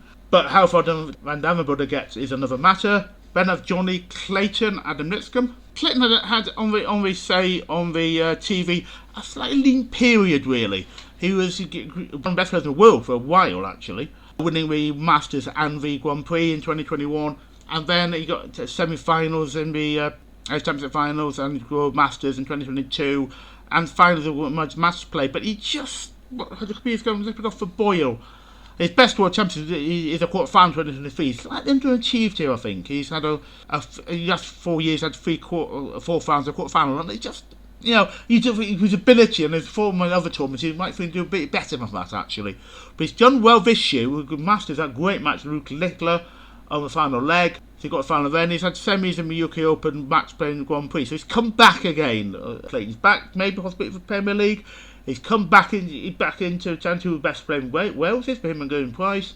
He's come back to some sort of form. And it's good to see. He's an even nice guy, Johnny Clayton. And it's nice to see him come back towards some decent form. On the Pro Tour, so win the final, semi and four quarters. So he's done well enough, and he won the Pro Tour last year as well. The Pro Tour form has not been too bad. It's just, I think, the TV form just was slackened off a little bit for about a year, and it's just over a year. And he's come back to some decent form. And it's got the final Pro Tour this year. He's only been on tour for this year, and a quarter. But that's it. His few third rounds. I can't see Clayton not winning this. Clayton should easily win. He's got a massive advantage on the averages compared to the two of them, and I don't see him not winning this. Connor Scott playing that next match against the legend Simon Whitlock. Whitlock's not the player he was. I'll start with Scott. Now, I was just reading recently, again, might be Matt Egger saying Scott's been a bit disappointing. And looking at his Pro Tour record, he has been. I'm surprised. Yes, he has been. He's actually had some good years previously. 22 a semi, 23 a semi and a final, 24 a final. Not won one, but he's done well. This year, he's not gone past the third round. I hadn't really, so one fourth round actually, and a few third round. But he's not. Fifth on UK Open this year. He's not played championship quarterfinal last year. Yes, I have to say he's surprisingly not shown form. Yeah, he's on downgrade maybe. The question is about Whitlock though. He got a final Pro Tour 2023. He was okay last year. This is not 2024. A few third round matches. Lost his tour card. He's now, of course, never nowhere near the player he was a few years ago. Did well. Beat Wayman Smith a former. I think he was done quite well with Championship previously. Beat Wayman Smith to get here. It's great to see him back. We're wizard to see him back. And can he do something against Connor Scott? The averages say no. Whitlock got his average against Smith and was 87. What I saw was on YouTube at the end of it. I thought it was him 87, Smith 85. He shouldn't, and that's about his yearly average. He shouldn't win this. I wonder. I'm gonna actually go with Whitlock. It's a bit of an outlier this, and it's not even for betting reasons. It's 6.5 out for the averages, but Scott from this year has not been good. Whitlock may well get a crowd behind him. He's a popular player, a bit to be feared, and I think he could have this actually. Scott needs to show some form, and he hasn't shown it and his form this year has been quite poor. And the suit of the next match against Chimahaju. Suter's not again another one who's not the player he was. He was a very, very good player a couple of years ago when he was challenging in the top 32. He got a win in the Chairs Championship there, 2024, a semi as well. His photo this year's been okay in 3 quarterfinals. He was challenging in the top 32, just about got in the top 32. He's got outside interest as well, like another person who was talking of this year, Jim Williams, again Matt Edgar saying Williams has outside interest, and he's not just a darts player, he does other things in his life. Suter does as well. Firefighter he used to do with a guide dog, though, I think last I knew anyway. And so his other interests outside. And he had some good ones. He had a couple of 4th rounds World Championship. As I saw him when he lost to Emma Clemens 2023. And a UK Open from OY. And Slam's okay. He's a decent enough player. But I think he was expected maybe to stand top 32, and he's getting well off that. Chimahaju, I just don't. I never really know. I mean, back in the day, World Youth Championship, he was lost early on. He's managed to get to World Cup a couple of times, lost in round robin. To be honest, I know little about the guy. I have to be honest on that. Suter's about 5 out of the averages, so I'll give it to Suter. Next, Nick Kenny, Justin Hood. Nick Kenny, Pro Tour records, not in a lot. Semi 2020, quarters also won quarters 2024, semi 2025. Majors, he's 4th on the UK Open. He's got 3rd round last year in this tournament. But he's not done a lot really, to be frank. Again, don't know a lot about Justin Hood. Now he won the Development Tour title 2024. Given that, I'm just not thinking who are having this one. Hood have the slight advantage of the averages, but Kenny did well last year. A good record here, so I'll give it to Kenny just. Scott Williams, pal on the breeder. Scott Williams, he said himself past that he's better on the TV, just a bit of exuberant characters you may have seen on semi-finals a couple of years ago. He's winning quite a bit of money, maybe issue about his rankings if he doesn't do well this year. To be fair though, his Pro Tour record's not that bad this year actually, it's his best year. Well, he won it with tournament in 2022 to be fair, he hasn't since then. But he only had a quarter-final that year, but this year he's had a final and 4 semi-finals. So he's actually not doing too badly in Pro Tour, maybe better than might expect. And apart from his World Championship win, apart from the World Championship semi-final, hasn't done a lot actually. He got quarter-finals that year, played Championship finals as well. But he's shaggy, he hasn't done a lot maybe.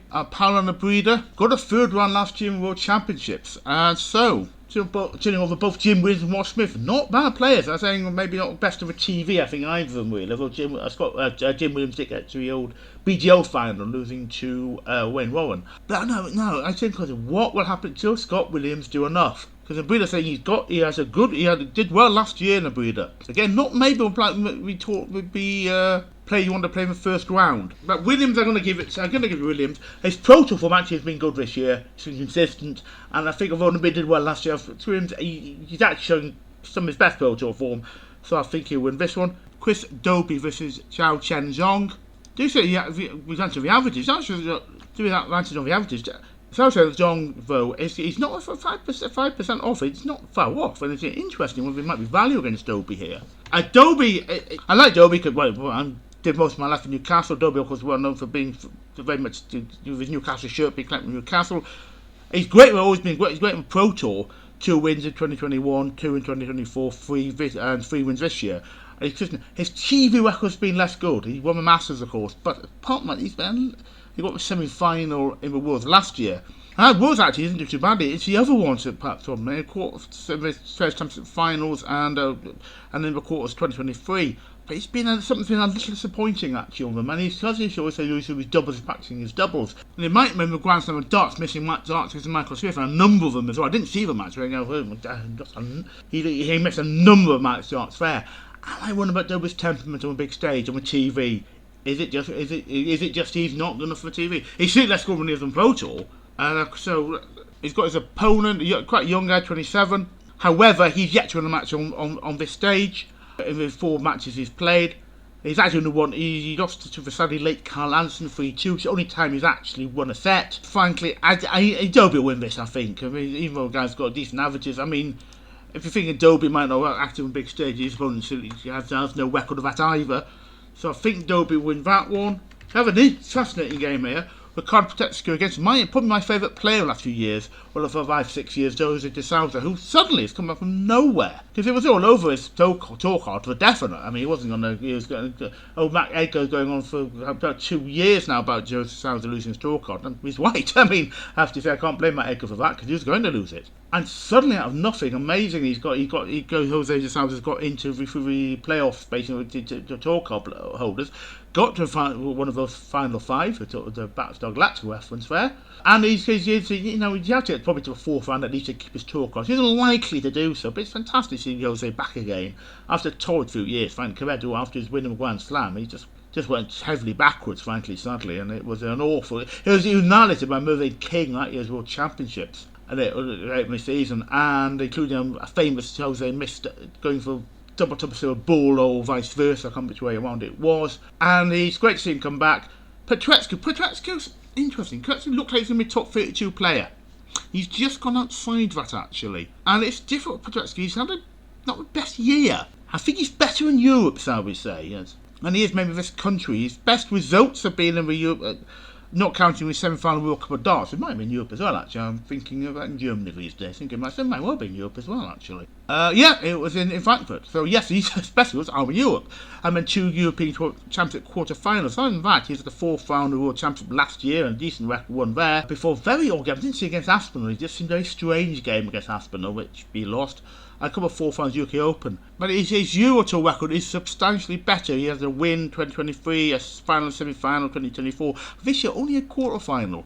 And nothing past the second and 1/3 round. And that's it, really. No, that's it. Second round. And this year Pro Tour, a quarter-final again, a few 4th rounds, so that's it. And last year he only got 1 4th round, and that was it. He's better than last 2 years ago. So he's going a bit backwards. And look, he's just edging into top 32. He's edged back out again. De Sousa has had just a run of nothing, frankly. I mean, looking at his record since, it's a good one for 3 Pro Tours, 2021 in fact. And then he had a semi, his best record 22, and a final semi 2023. Then a quarter-final first Pro Tour for the year, and later on. And this year's done nothing, just nothing. He's got a few 3rd round matches, that's it. And a Euro Tour, he isn't on the Euro Tour this year. Last year he didn't get past the 2nd round, and that was only once as well. He got to the 2nd round. So he's done absolutely nothing, frankly, for 5th round. The UK Open has had some fair results, but that's it. And he's come from nowhere, frankly, to get his chance. I still want to call, perhaps. I don't know. I'm sure he's not playing some popular player, but Petrescu's a bit. This is me talking. It's like I thought to myself, like he goes to George Best accusing someone of being an alcoholic. But Petrescu comes a bit of a strange character, and I'm not sure who's going to win this. The averages aren't too much in favour of Petrescu, 2.5. I'm going to give it to Sousa, not just because I like the guy, and that's not the reason. Petrescu, I think, doesn't return from this country. And I think something's just things he didn't come across oddly. He did go to the championship last year, of course. But I give it to Sousa, I feel I think has a chance. Then we have, in my view, the criminally underrated Danny Noppet. I think one of the most underrated players around. He's just not exuberant. He's a nice, quiet kid, I think.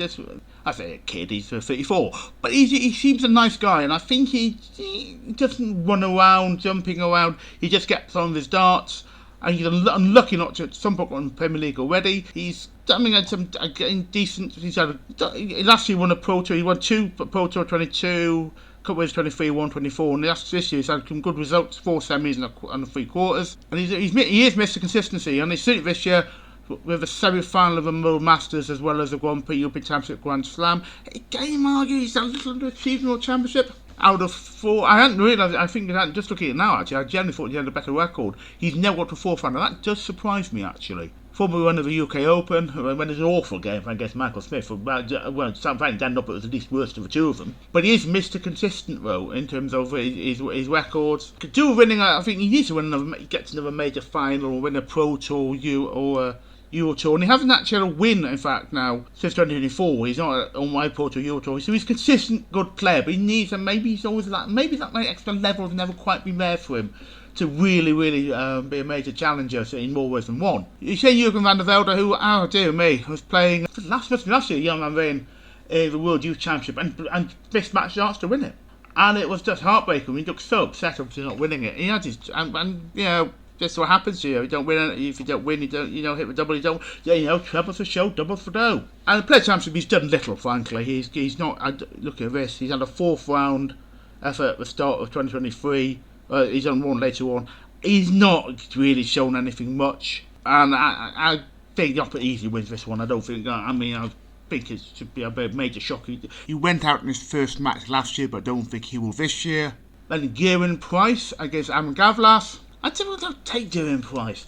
I think he's a much nicer, funnier guy off the hockey when he's on it. On it, he starts as a bit of an arse, I think. But it was a very funny comment he made when he won World Championship. There was the fake crowd noise before, where it had during the tournament. And Geraint Price joked I should have some boozing for him when he was off the hockey. I thought it was very funny. And I think I just think he's almost enemy about reacting to the crowds. That headphones was ridiculous, frankly. I think 3 years ago now. But he's always a great player. And I think in the end he's just a good player. I'm warm to him more than I used to, I have to say. I did have a real thing. He did get on my nerves, frankly, previously. But he's less so now. The argument's going to be with Geraint Price. And it has been said before, and I think it's said here.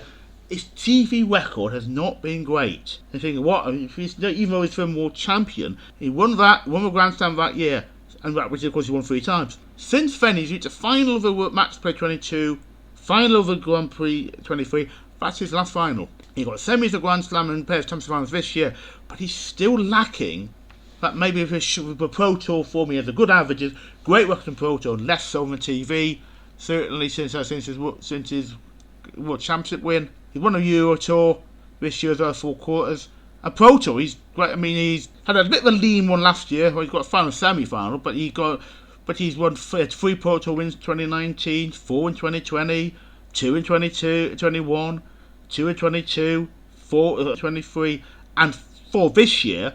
And he's really been he didn't play in everything, and he's had some great records on it, and his record's been great. Last was a little below par. This one has been great, but is this his tournament still? I mean, it's always notable that the year he won it, the year with no crowds, it's very interesting that. So he's a great player, but he doesn't always just, maybe on TV, maybe with crowds, get on him a bit.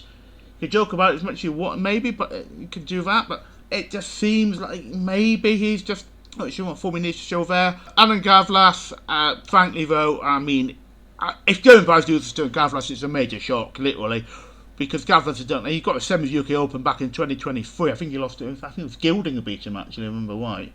I think a good Gilding won. And helped Gilding. I mean, I love Gilding, but the fact he had Gavlas in the semi-final did help. He's not the greatest player in the world.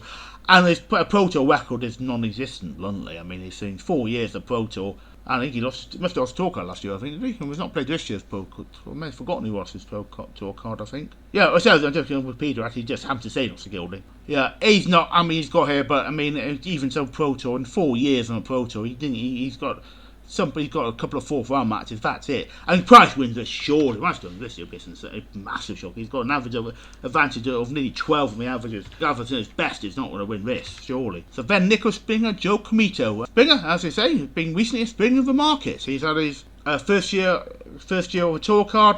Better in Europe than this country, though. I have to say, winning on the final on the Euro Tour, plus the 3rd round. Here he's got a quarter final. You're talking of Springer making being a star of the future. And he's had a great year, but he's not easy. Again, another one of these like Petrescu, say, or 1 or 2 others maps who better in Europe than in Britain. So 2 4th round matches this year, that's it. And he's played this way. It looks like every Pro Tour, and he needs to achieve something. He needs to find something here, I think, in this country. And he's up against Joe Comito. I mean, but average is nearly 10. I mean, it really is. So Springer wins it, surely, you'd say. If it was to be a bit of an upset, I wouldn't like this sort of process. Betting wise, I might look into betting on Joe Comito. He's won a number of titles, but none of the minor stuff in the all due respect back in the Australian tour on the whole. So I can't see Comito beating Springer. But Springer needs, if he's going to get further in this tournament, and then say start playing a seed, he's going to have to find some sort of form, which I'm not sure he's hasn't really shown this country. Then we have Matt Campbell, Adam Cerveda. Matt Campbell, this year not as good as it's been in the past. Pro Tour final in 22 and also 24, semi-final 23. But this year, only at the end here is his best results actually, 2 4th rounds, right at the end of the Pro Tour season. And he got from fair results UK Open. He's got a fair results in majors, but nothing sensational, nothing great. And it looks like he might slightly having a poor year. And Cerveda, the averages aren't that much different. I have to admit, Cerveda is another player I don't know, but the average looks quite decent. I mean, I have to say, he has the talent in North America. So, but I think I'll just go with the averages here, frankly. And the North American battle, I'll give it to Matt Campbell, but I'm not, again, it could be underrated. It could be a better player, better players, he might improve. It's possible there. Ben Women, Van Barneveld, Stefan Bellman. Barney for a while was my favourite player, about 10 years ago. I remember watching in the 2 times gone to Premier League, one of them was great, seeing Barney actually beat Adrian Lewis 7-5. Sadly, though, it's difficult like Barney these days. I'm not the only person who has this issue. Barney Silk took over. As a recent match he lost, I think I mentioned it on it's still called Twitter, or possibly this guy, I think it was on Twitter I mentioned it. But he didn't shake, I'm not the only person who he didn't shake his opponent's hand. Also unlucky, maybe something I'm sort of darts player not looking for in the right time, but you should make sure you shake your opponent's hand after a match, just in case you might miss each other. But it seems like he just doesn't want to face losing. Not quite what it's going 1-0 God Almighty. I mean, last year, I'm just saying this a bit up or nothing. Last year, when we WF title championship, he had an argument with play after losing. This year, after a cursory handshake with his opponent, he then didn't shake the referee's hand, and I don't think would have shaken any scorer's hand either. And it wasn't impressive at all. Then he put a very strange comment on Twitter, which actually, I'm not going to copy it here because it's mad. Someone screenshot it, so and I think I expect it's genuine. And then his Twitter account has been deleted, rather unsurprisingly. So he's not quite, so Barney's not that bad, but he's come a little difficult life. There's always seen mixed things. His attitude, perhaps the experience has been great. Apparently, that's what people on Twitter, on YouTube have said. I remember there's a story I read about Barney about 8 years ago or something. He was in Aberdeen for Premier League, and someone got talking to him, and his mate this guy's mate wasn't a major darts fan particularly. I just said, you can't surely have a career of darts, mentioned to Barney. He said, and basically Barney said, well, as good as I am, you can, and he was really still one of the great players at that point, and gave the guy a free ticket to Barney's table for the Premier League the next night. So but I think just difficult to. Barney is, but I think possibly his last year as a pro, and it's become difficult to tough time with Barney as much as I used to. Really, he was off a year and came back. He's had a Pro Tour win in 2021, 2022, but this year's not done a lot. Quarter final, a few 4th rounds. That's it. Euro Tour quarter final, not much else. And the majors, that semi-final was back in 2022 in the Grand Slam of Darts, and he hasn't had to actually won a title since 2012 Grand Slam of Darts. We did have a sensational victory, as I mentioned at one point, of Van Gerwen. Van Gerwen was always favourite. They beat him, I think, in the last 32. It might have been not last 16. I'm not quite sure which. I said last 16. I think it was last 32, maybe. But since then, he had 4th rounds of UK Open, and also World Championship back in 2024. He's not done a lot, though, and I think he's unlikely to pick up, shall we say. Stefan Belmont had a 3rd round, not much else. He got quarters last year. His record on majors is inexistent. I think Barney wins it. I think, but I mean, he might not need to do much to win it, frankly. So I'll give that to Barney. Next, James Wade. Risa Asamoto, last time we played a Japanese player World Championship. It might not be the last time. He was very controversial. No, it won this guy. He made a rather unfortunately yell at his opponent, and he not surprisingly, got a lot of negative publicity for it, because it's totally unnecessary. Poor guy was just shocked by it, I think. This is not Wade's tournament. Wade's one of the greatest players, probably the greatest player. He's never reached a world final. He can be an underrated player, certainly, forgotten about sometimes. Despite reaching a semi-final 4 times, it's just he has better records in other tournaments. And he lost his first match last 3 years. As he got into second round automatically as a seed, the old tournament setup.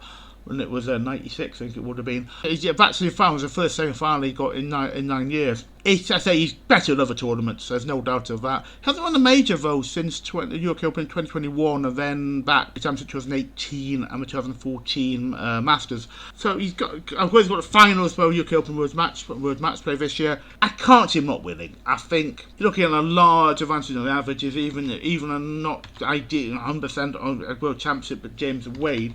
With 10 advantage averages, I can't see him not winning. It's not an I would look at the odds maybe of this and just see if I get high odds in Mr. Asamoto to take him on. But I don't think he'll certainly win, but I think it might be some value just in case James Wade really doesn't turn up. Then Martin Schindler, Stephen Burton.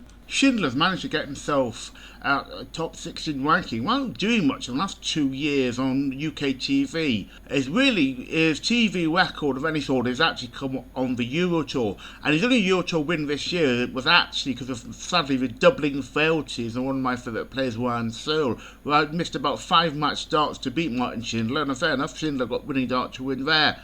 But it's clear, I think, that Schindler's record is better in Europe than elsewhere. Gregson record last year in Euro Tour, 2 wins, 2 semis, 3 quarters. Win this year, a semi and a quarter. Slightly better from last year than this year. And he's on the Pro Tour. I'm too fair, he's done some Pro Tour records as well with a win, semi and 2 quarters. His record, though, actually on the majors isn't great. It's a bit weak. UK Open has done well. 5th round, quarter final, 5th round, 6th round, and a quarters in the World Grand Prix 2 years ago. Well, I'd say 2 years, 2023. But again, he's never playing. Maybe he doesn't turn up in this country quite so much. Although, man, the European Championship record is pretty awful. Looking at the European Championship, it's terrible. Finals, he's got 5 first rounds in the second round. So maybe not. Just TV generally, he's not as good, I think, as he is on the floor. So can Stephen Burton do anything against him? No, probably not. Looking at his Pro Tour record, I think not, though. Quarters 2022, quarter 2024. That's as far as he's got with Pro Tour. He's not. Frankly, I don't think he's good enough. So Schindler maybe not as good on the stage as on the floor, but I think he has a decent enough leading averages, and I just don't think Stephen Burton's good enough to challenge him. How far Schindler gets is another matter. Next, Cannon Ridge, Patrick Kovacs. I said, hold on, Cannon Ridge. I remember a few years ago, must be about 6 years ago now, I'm not sure. We joked he was now the best player in his street as he'd overtaken his cousin, Chris Dobie, in the world ranking. It's actually not the case now. Dobie's gone up, whereas Rich has gone very much down. His excellent world championship last year, and he had a great semi-final, did very little and really struggling with his form. Certainly compared to how he'd been. And suddenly he was great averages and got a great battle against Van Gogh and then pushed Van Gogh very hard indeed. I think 5-3 defeat in the quarters. And we joke about Cannon Ridge having shit hair. And he was really got some great form. And it's just, I thought, well, is this fine? I personally thought, is this fine him turning it round? He had a bit of a poor run of form. In Pro Tours, he won a Pro Tour 21, 1 in 21, 2 in 21, 1 in 23. Then after the early season, quarter-final, semi, and then a quarter-final, he just had a run of a quarter. On the whole, it's disappointing. His form had gone a bit. But this year, he's had 1 semi early in the year, and that's it. And a couple of 4-5 matches. But he's just, again, had a bit of a disappointing season over. I just thought that maybe that would give him confidence back again, and it just hasn't happened. Yeah, he's just done little. He's had a couple of quarterfinals, World Championship, but his TV form, he's on like the UK Open, it's been not great. I think he's been a bit below. I mean, played Champions Final, 22, he got a quarter final. But it's not been, it's not, perhaps, he's 27, he's a bit older than that, no respect to a guy. I was looking up his age. He's a little older. Yeah, I maybe thought Dobie's older than I think, thought it may be older than I think he is. Anyway, younger than I think he is, rather. Anyway, that's nothing again. He's taking on Patrick Kovacs, who is a bit, again, I don't know a lot about. He's lost to his first 2 rounds of WF World Championship.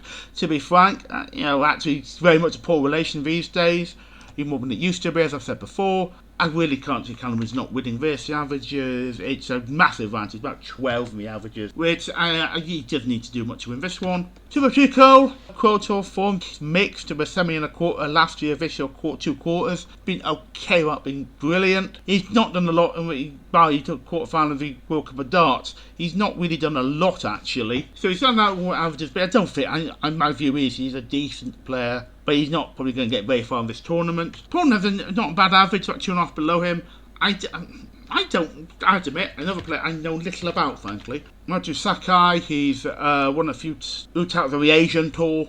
Yes, I'm looking at results. He's had some decent scores. I'm gonna say, I think possibly looking at his results, his averages, I think he'll be underrated. I think might be playing now better players. I'm gonna give him the edge over to Cole actually, despite the average being turned off the other way. I think he'll take this one. Well, as to Cole, I think to Cole, I think you know you get with Cole. I don't think this guy would quite do. So I think he might have a chance to take a victory. Ryan Joyce, if only it was a double 16 only tournament, Ryan Joyce would probably certainly win it. His form this year it's a bit mixed. You look, he's really picking up and challenging the top, well into the top 32. It's always different to take how well consistent he is. He's had a semi-2023 Players' Championship finals. He had a quarterfinal all the way back in 2019 with Worlds, but he's back and a fourth one last year. Over times he's been a bit disappointing in the tournament. He's done a fair record here. Semis, Players' Championship finals 2023, World Grand Prix semi and a quarter in the 2024 Players' Championship again, and a quarter in Europe Championship this year, and sixth one UK Open. So he's done okay. It's possibly his weakest year for the last 3 years on the Pro Tour. He has had good like a Euro, some nice results for Euro Tour early on, but not quite so much. Recent at the end of the year, it was his best year this year, but that was the half of the year. The second half of the year he had some poor form, and he's caught in a late in the year semi-final of the Pro Tour this year. His form's not quite maybe what it was a year or so ago. So he's maybe not going to rank his perhaps as much as maybe you might have thought. Owen, the nickname now. What's his nickname now? It's not Master anymore. I don't know if anyone has a nickname anymore. I think he's a man with no nickname. I'm not sure. So he had to lose a Master nickname. I believe he doesn't have it anymore. Might just have a look at what he's actually, if he's got a nickname a minute. Yes, it looks like he hasn't. Yes, he was banned for using the nickname. So, I mean, I think he doesn't have a nickname. A man with no nickname might be, I think. Maybe we should go with that, actually. But last few years, Players' Championship, he's had a fourth round, 2023. Poor year afterwards, frankly, only one third round, and that was it. This year he's had a fourth round, a couple of fourth rounds, a few third rounds. He's an okay player basically, but I don't think there's a lot there. His form it's fair. It's not really anything particularly special though. I can't really see George has decent lead in the averages. I can't see George not winning this one. Mike De Decker, David Munaya. Trying to butcher the Kenyan's name. First Kenyan to qualify for the tournament. Interesting. Beat Cameron Kalusha, who did well last year. Lost in the first round. He really acquitted himself well and beat him 8-6 to get here. Munaya trying to pronounce his name completely differently every time. Probably. Has he have a nickname as well? Please tell me you've got a nickname because I'm going to keep butchering yours. I'm butchering your surname, and I don't want to do that. Do you have a nickname? His nickname? Why not? Right. Apparently. Okay. What an odd nickname. Oh, wow, well, that is an odd nickname. Why not? Okay. It's like a Chris Dobie Hollywood nickname because of apparently in a warehouse job or something. He just kept dressed up looking a little posh and got nicknamed Hollywood, so he just stuck with a nickname. But why? Okay, why not? Why not indeed, I suppose. Oh, it's a curious nickname. If that is the case, there's just an article saying it. Sorry, I have no idea. It's got places saying his nickname that. Well, enough, that's his nickname then. So why not taking on Mike De Decker? Decker caused a sensational Grand Prix last year, winning that. Quarterfinal Players' Championship final. Since, but apart from that, his form's not held up really. Fourth on the UK Open, quarters in World Darts, Series Darts finals, of course, it's a non-televised, non-ranked event. Sorry, televised, non-ranked event, I mean. But he's not moved on, shall we say. He had a good year last year, which is basically his easier best, not just to win a tournament, his best year generally. But he's not really shown anything consistently since then. He's actually, his Pro Tour form, a couple of semis this year and a couple of quarters, it's a decent enough record. He had some decent record in Pro Tour the last 4 years. But he's again, not quite as drastic which Headhouse. But I think the Decker is looking a bit of one-hit wonder. And so he's taking on the Kenyan. I can't see him. I mean, really. I mean, it's a massive lead in the average. His average is nearly 18 and 19 ahead of the guy.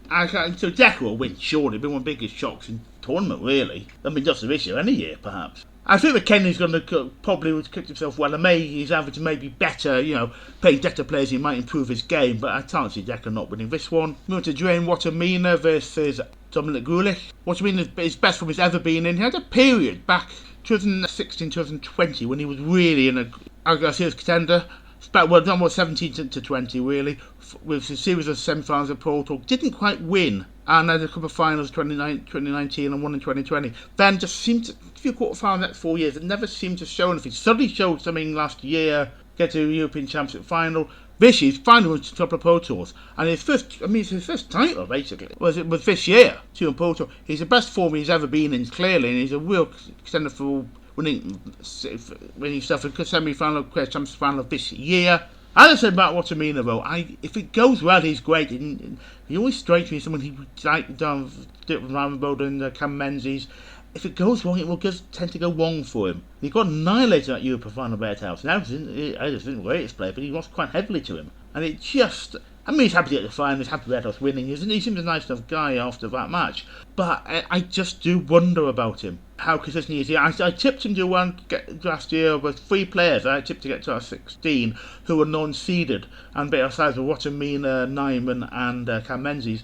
Watermina was one who really did well. And then there was favourite as Peter White before losing to Peter White, who was a vitalised Peter White. Had a great tournament here last year. So if it goes wrong, it does go wrong. I said for him, it's just the Euro Tours in the form. I thought it might be. He's just only got quarterfinals. Despite the Euro Championship final, getting to the final. Him and Edhouse actually didn't have the greatest record of Euro Tour last year. Actually got to the final. It's a very odd situation. It's taking on Dominic Grulich. We've got to play a Champions final this year, but apart from that, which is one off really, 1 4th round, the rest of it's a few third rounds. It's not impossible to take this. If Watermina doesn't turn up, and again, one of these I look at the odds for. If Watermina doesn't turn up, I'm going to tip him to win the match. But if he doesn't turn up, it's going to be interesting. Well, it's not worthless, certainly. And it's going to be intriguing what happens there. Watermina turns up and plays well, he wins it easily. If he doesn't, it'll be a lot closer. On to an interesting first round match. Dave Chisnott, Fallon Sherrock. Chizzy, yeah, he's nearly in Premier League, and I'm not sure if he'd beaten Ricky Evans, would he have got 4th place? I can't remember. He'd been close to overtaking World Cross. I'm not sure. He's done a decent World Championship, won a couple of matches. He probably ended up world number 4. Had a great...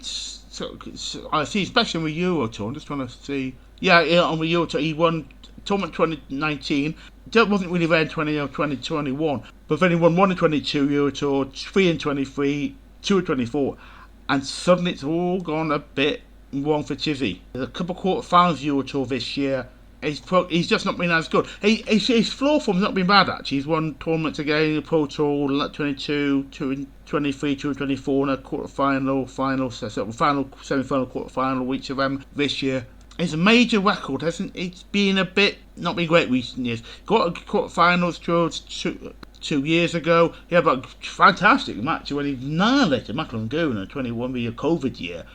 Oh, he got a semis. I mean, the thing was 5 nearly beat him, destroyed Van Gogh. One of the best match films I've seen on world stage. And then he got to final Masters. He's one of the best players never to win a major. Murphy King, I mentioned him, another one of those. He just, it wasn't that many years he got to Masters final, but I mean, there's another one of the best players never to win a major. I think he was in this tournament. But a quarter-final Worlds last 24 did well. Masters 24, some good ones at UK Open, but the whole is TV forms too inconsistent, too poor. There's possibility of an injury, but he's got massive young rankings this year. Really has, because he's not the same playing garbage, but he just did so well a few years ago that he's not been able to spend prize money. He actually did really well this year as well. And without consistent good year, this is what I'm saying about people.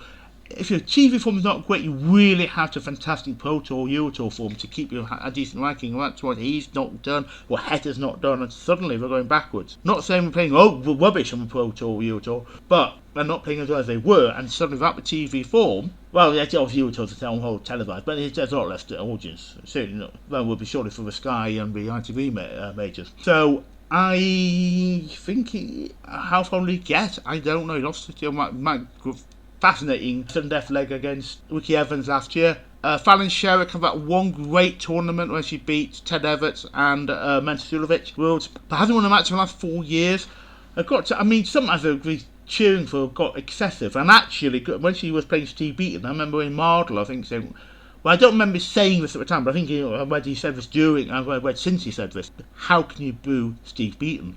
And I started supporting Steve Beaton as I was so annoyed at the booing. I was Steve Beaton, some lovely guys in darts, surely. Were great characters. And he just, how can you boo Steve Beaton? And she hasn't won a match since then. And I remember writing on Twitter a number of years ago, stating that she was, I forgot written it actually, quite a few years ago now, But if she had a doubles white, she'd be a fantastic player. She was going brilliantly. I just wish she was back in the BDO Women's Worlds. I was thinking of that. And she's got a good record back in the day in Women's Worlds. But I think it's just, she's not played quite maybe she was consistently. She's certainly overtaken Bo Greaves. I can't see, I mean, Chizzy I might struggle, but there's such a large difference in the averages. And again, as an issue, of course, the Fallon we're playing a lot of weaker players than Dave Chisnell will. But when you've got a yearly average of over 10, I don't see Chisnell winning this. He'd have to not just, they'll fall off the stage Chisnell then, and don't to win, I think. But it's just the average is just too much of a difference there. Michael Van Guren versus the Japanese player who I will admit I've mispronounced surely 3 times. I'm not going to pronounce again, but the Japanese player there. Oh, legend of the game, Van Guren. But I will say, I think he's underachieved in the World Championship. He's only won 3 of them, and again, I think Ronnie Sullivan's underachieved by winning 7 world titles. I think he should have won about 10. But Van Guren's won 3. I think he should have won more. And this is back even to the days when he was in BDO. And he was the favourite, having 17-year-old. He beat Martin Adams in the final of the Masters at 17, came with his favourite world title that year, 2007 or whatever, I think. And lost the first round to Gary Robson. And Big Robbo is a good darts player, but not in, he's not a world champion standard player, never has been. He's a little underachieved himself, frankly, in my view, Big Robbo. But he's had a bit of a rough time with it. He'll never qualify for Players' Championship finals. I don't think which is the first major he's not qualified in many, many years. That's really because he didn't play many. He got a quarter final and a few fourth round matches. He did have an awful, shocking one in the ones he competed in. But the sad thing is, of course, if you don't know, his marriage has ended this year. It's really sad news, and that is clearly he's got other things on his mind. He's got a couple of kids, I believe, and he's got other things in your mind. It's not the only thing in the world. And clearly, it's an issue that it has to affect him. He was winning even. He's won the Pro Tours every year back to at least one Pro Tour back until 2012 onwards, and perhaps he was in just about everything apart for some of those years. He's not the player he was then, and he's certainly not dominating darts as he was then. But he's found a bit of form. Maybe missed the Players' Championship finals, as I said, but that's probably better because he didn't play many of them, to be frank. Got a final World Championship right at the start of the year, semi of the European Championship. He's not had the consistent form that he's been showing. He's still ranked number 3. And not minute no one's challenging with that. With Greece Prizeman, if he doesn't have a good World Championship, it's possible he might disappear. Or that might just disappear off slightly for him. We'll see. But his opponent again, he's a 15 advantage over the averages. His opponent, he's got to win this. How far he gets me interesting. See how consistent he's going to be. Move on then to Christopher Tansky and his game against Alexis Toilo. Tansky not play was again. He was a top 16 player. Look, a serious contender for stuff. He has won a Pro Tour this year in 3 quarterfinals. So he's trying to win a tournament, and as he did in 2023. And his Euro Tour, he's got 7 1/4. So his major record. He was a good, excellent record 2021. He was semi and 3/4. Since then, he's just some fair results UK Open. That's about it. He's gone steadily down the rankings. He has his win this year on the Pro Tour. He's hanging on to sort of top 32 just about, but he's not a player who was. He has again a substantial advantage over his opponent who's a decent enough player, but I think I can't really again think Tansky's got too much of an advantage there. I think not to win. There's quite a lot of titles in the Asian Tour. Yeah, I just look at his averages he's done in the WF circuit actually, and he's done some good results actually. I just wonder here. I was just thinking, whatever. Interesting. I'd underrated him maybe a little bit. He's got a decent averages actually. What's Tansky's average? I think Tansky has it though. I think Tansky looking, he has. Yeah, he's done some good results in tournaments. I think Tansky has the edge there. I think he's too much of a good player there. Kevin Dewitz and Matthew Dennett. Dewitz have that shock win over Michael Smith, which later on may become less a shock than you might expect. Pro Tour form is decent enough. He's had some good records there. Semi-final, a number of quarter-finals this year. He's had some record final a couple of 2 years ago. He's done alright. His TV record's not bad. UK Open okay, and of course for 4th round World Championship. Dennett's won tournaments, but it's not, I think, the same as some more minor tournaments, I think. The averages are quite close. I'm going to give it to Dewitz. I think he has maybe his game is a better top quality than his opponent there. The top end, I think, probably has a stronger record. Ryan Meikle against Jesus Salute, or I'm not sure. Jesus, I think it's how you Salute. I really don't know how to pronounce it, I'm afraid. Ryan Meikle, he's had a couple of fairs from Pro Tour, a couple of quarterfinals each of the last 2 years. He's all the players aware and thereabouts, does the right time. I think he enters everything and just gets enough results to be fair, enough player. Right, but he's not. He's fifth on the UK Open's best. It tends to be his best. That tends to be his best tournament. I mean, he's an okay player without really doing a lot. His opponent, I know literally nothing about because I can't find any information about him. He's the only one I can't find an average about for either. Everyone else, I think, I'll here. Darts Data, Darts Oracle rather. I was listening for him. He's got first Argentinian to qualify for Worlds. I simply don't know. I just can't say anything about him because I don't know. Michael's a decent player. I will be a shock here then. He's the first. I mean, I have no idea how good he is. I think I'm trying to find some. I've been trying to find some stuff results as much as anything. He's done some tournaments basically away in Latin America. So he's looking at that and finding some results finally. Here we go. Well, hey. Some fair results against quite weak players. I wonder if he could be underrated here. You've got to see a 90 average here. I think we could see a shock here. I'm not saying Michael can't win. I think he's top. I don't think he has the top edge. I don't think why Michael has that extra gear to. You know what you're getting with him. I think with this guy, I think we could see a surprise here. I've got his form looking found on the Master Caller. He's got some good results actually, good averages actually. Nothing sensational, but he's qualified for this tournament. He's done enough, and in fact, if he was pushed a bit by someone, his top end of his game might be underrated. I'm going for him to win this because I think we know what you're getting with him, which is a fair player.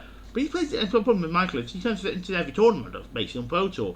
There's always people who, he does enough to keep a tour card because he just enters everything. I think we could see a bit of an upset here, and our Argentinian person could get into a second round. Since recording this video, I've actually found an average of the Argentinian player, and the gaps are more than I thought it was going to be. And in the end, I decided I was wondering, do I still keep my prediction? I'm actually going to predict Michael to beat Jesus Solete. But it's going to be maybe a closer game, I have to say. I think the gap in the averages may be unsurmountable for the Argentinian player. Then Mickey Mantle led at the gate. Mickey Mantle had a rather unexpected semi-final Grand Slam last year, 2024.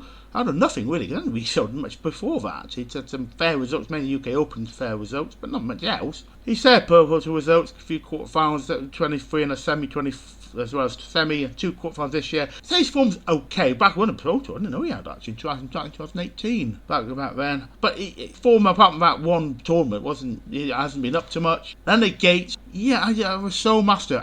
He's good in the seniors tour. He's got some good results fair, and he's won a couple matches. He's had a match against Cam Menzies. And Menzies just collapsed mentally, bluntly. There's no subtle way of putting it. It just all went wrong for him. So I don't know, and what would happen here. I'm going to give it to Gates. I think Gates might just do enough here. It's averages are certainly in favour of Mansell, but I think we're going to give the edge to Lander Gates. We then move to Josh Rock, Gemma Hayter. Gemma Hayter, after me, I hadn't heard of her before, or vaguely in the back of my mind I might have vaguely heard of her. I know little about her. Rock is a bit like Van Veen. I think he's probably going to be underpriced to this. I just have my issues whether he's got the TV form. That's often been an issue with people talking about Josh Rock. Does he have that record on the TV? He's got consistent results. I have to admit this year he won the World Cup of Darts with Darryl Gurney. He's got his semi of the UK Open World Match Play quarters of Grand Slam, played some finals. He's still but then apart from that, he's got a quarter of Grand Slam of Darts 2023. He's still yet to a major final though. At some point, if these players, you have to get to a major TV final to be seen as a great darts player.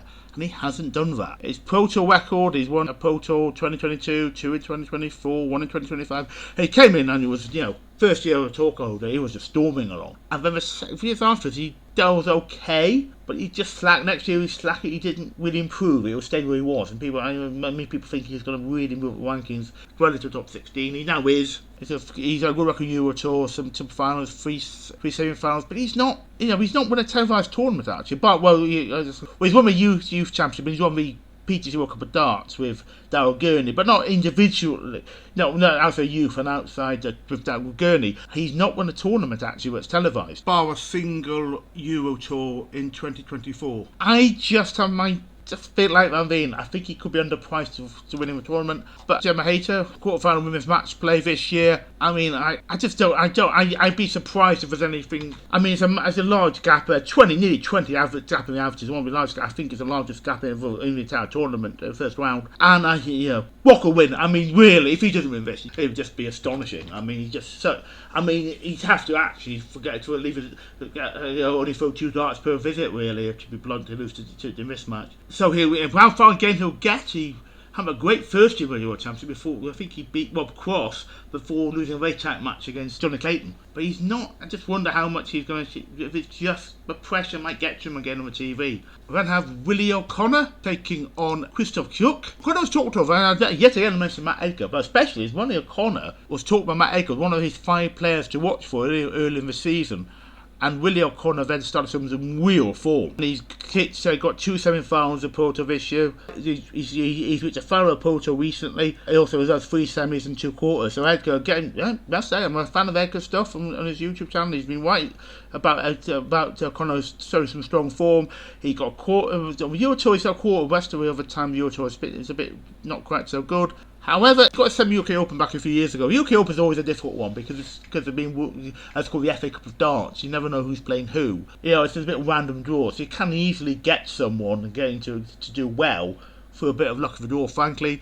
He's done well in that tournament though. He's got 2-6 round and a 5th round as well. Quarters of the World Cup of Darts and a final back in 2019. So he's on the upgrade. There's no doubt of that. Christoph Chuck, he's had some fair results. A quarter final Pro Tour 2020, semi 2021, and 2 quarters 22-23. But obviously not having a card now. I can't see Willie O'Connor not winning this. The average, he's got stamps to lead on the averages. Let me head to what would be a game I would like to see. Darryl Gurney, Beau Greaves. Gurney, Oyoki can be a bit boisterous. He's not. If they start booing Gurney, he's going to react to it. It's going to be interesting. Beau Greaves is a great talent. And he's just got himself in great chances playing the Grand Slam of Darts. And then against Anthony Van Gooden, he didn't quite follow it through. As he needs to do that. And I think he could beat Littler on a non-televised stage. Fantastic to beat him in the World Youth. And was not expected. But she also Van Veen not in a decent game in the final, but she needs just to beat someone a major name here. She's getting a chance to do it, but she needs to beat maybe just once and show she can do that on the TV stage. Goodness, I didn't think of a career he would have. I mentioned I had issues with the way he used to be in BDO Worlds, and he just seemed to, for a bag of nails, it wasn't going right for him. And it was great when it was. And he came world number 4 at one point, and I've been at the week period of darts. It was fantastic to see done right. He's won majors now, and I did not see that in any way happening at all. But that's quite a while ago now. He won Grand Prix 17, he Best Championship Finals 18, he's had semi-finals 19, match play European Championship, and semis of UK Open 20. But that's his last semi-final. He was going down the rankings. He's come back a bit now. He won World Cup of Darts course this year with Josh Rock, but he's not the player he was in terms of winning tournaments. And I think again a slightly weak player of darts possibly. And he hasn't won a tournament. 2019, his last Pro Tour win. He's a consistent player, again, he gains a lot of stuff. He had a final last year in the Pro Tour, he's had some semi-finals. This year not so good actually, quarter-final and that's it, 1 quarter-final, Euro Tour semi and a quarter. So I just think maybe he's back, he's sort of, you know what you get him with Gurney, Beau Greaves, finally getting a tour kind of thing. I've had a tough start for the season, won 3 of the first 5 that she entered development tour titles, and a 6th round as well in that. As well, she didn't win one after that, but was just so very consistent. Well, 1 final, number of semis and quarters. As Chance Horse stormed off again with 2 wins in the first 3 tournaments. She's just not quite as good since then. I remember, of course, the development tour, challenge tour, they're lower grades than worse, anything else. Beau Greaves has played 5 times on the Pro Tour this year, 4 very early on, 4 of the first 6, where she only had the first round of then 3 second rounds, and a large gap into the 24th and 25th, where 3rd round and 2nd round. It's slightly worse than Darryl Gurney, who was also weaker this year than last year, and that's, I think, a bit of concern for Beau Greaves. Best women player ever, sorely. But I think you've got to look at, and again, the averages don't say everything here. Gurney has a useful advantage over Beau Greaves. Not a huge one. Beau Greaves might be probably understated because she's playing weaker players often than Gurney's playing. I'm not sure about this one. I find this tough. Gurney, have you answered on the averages? Beau Greaves. I was going to say Gurney originally, and I forgot Greaves. I thought Greaves' average actually was a bit less than it actually is this year. So it's going to be a tough one. I might just double check on this one. I think this is Gurney. I say Gurney's form this year it's been less good. Crowd will definitely be around Beau Greaves, and it will be boisterous of Gurney. Gurney will not take any crap, frankly. He'll go, here will spawn. I doubt it'll affect him, frankly. I think he'll I think he probably likes it, really. I remember watching I had issue with Gurney being a whole bit of prat. I didn't say young, but a little bit. But I saw a video a few years back now, he was slightly drunk in a PDC video, sort of taken of him, and it was very funny, and I think, So I think Gurney again, and sometimes you have to remember that famous Ronaldo celebration. I can't remember what the bloody thing it's called. But even Wiki Evans had done it despite losing to Gurney Wolves, and Gurney did it as well. And I think he's one of these guys like Gurney Price. I think he's funny, he's decent off Yoki, maybe not quite so much on it. Both players are not doing as well as they were at the start of the year. That's one issue here. Bo Grease has started brilliantly on the development on Challenge Tour and just slacking off a little bit. So he's got a tour card. At least Aston, remember, he got a tour card as well beforehand.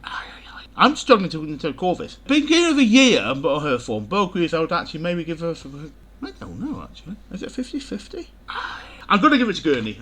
In the end, fractionally, not by much. He's actually down to the averages. I think that's a tough one to call, though. Then we have Nathan Aspinall, Lawson Larkin. The odd thing here is Aspinall. In my view, his current form maybe deserves to be in Premier League, despite he's a bit further down in rankings than was last year. And in my view, he didn't deserve to be in last year. He did well getting into a playoffs in Premier League. I was one of the people, and a number of us are saying he only got in because Mr. Brightside was his fit, and people like Mr. Brightside. And I can't, frankly, have to admit, I'm not a great fan of the song myself. I don't particularly fan of it at all, but it's a very popular song, And he did well, but he's done better this year. Last year was terrible. And there were some injury problems as well, and some not his bad form and all his injury problems.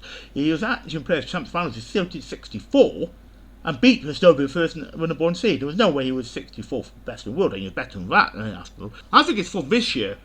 He actually deserves much more in Premier League victories from this year than last year when he was in it, and I think he shouldn't have been. Because last year it was Pro Tour for me. His best was a couple of fourth-round matches. He didn't play every game, and he was I don't know how he felt he should have been in there. I think other players should have been ahead of him, but anyway, there you go. This year he found the quarter-final. And he's showing some form. He's a moment also game one players with much more TV player. Got final two player championship finals, a couple of quarterfinals Worlds last year, a World Masters UK Open. He's certainly got a better look on the TV. He's a winner of match play. He's from 2 years earlier. He's got a winner of UK Open. Last 3 years he's been more a player certainly on the TV than he is elsewhere. Lawson Larkin.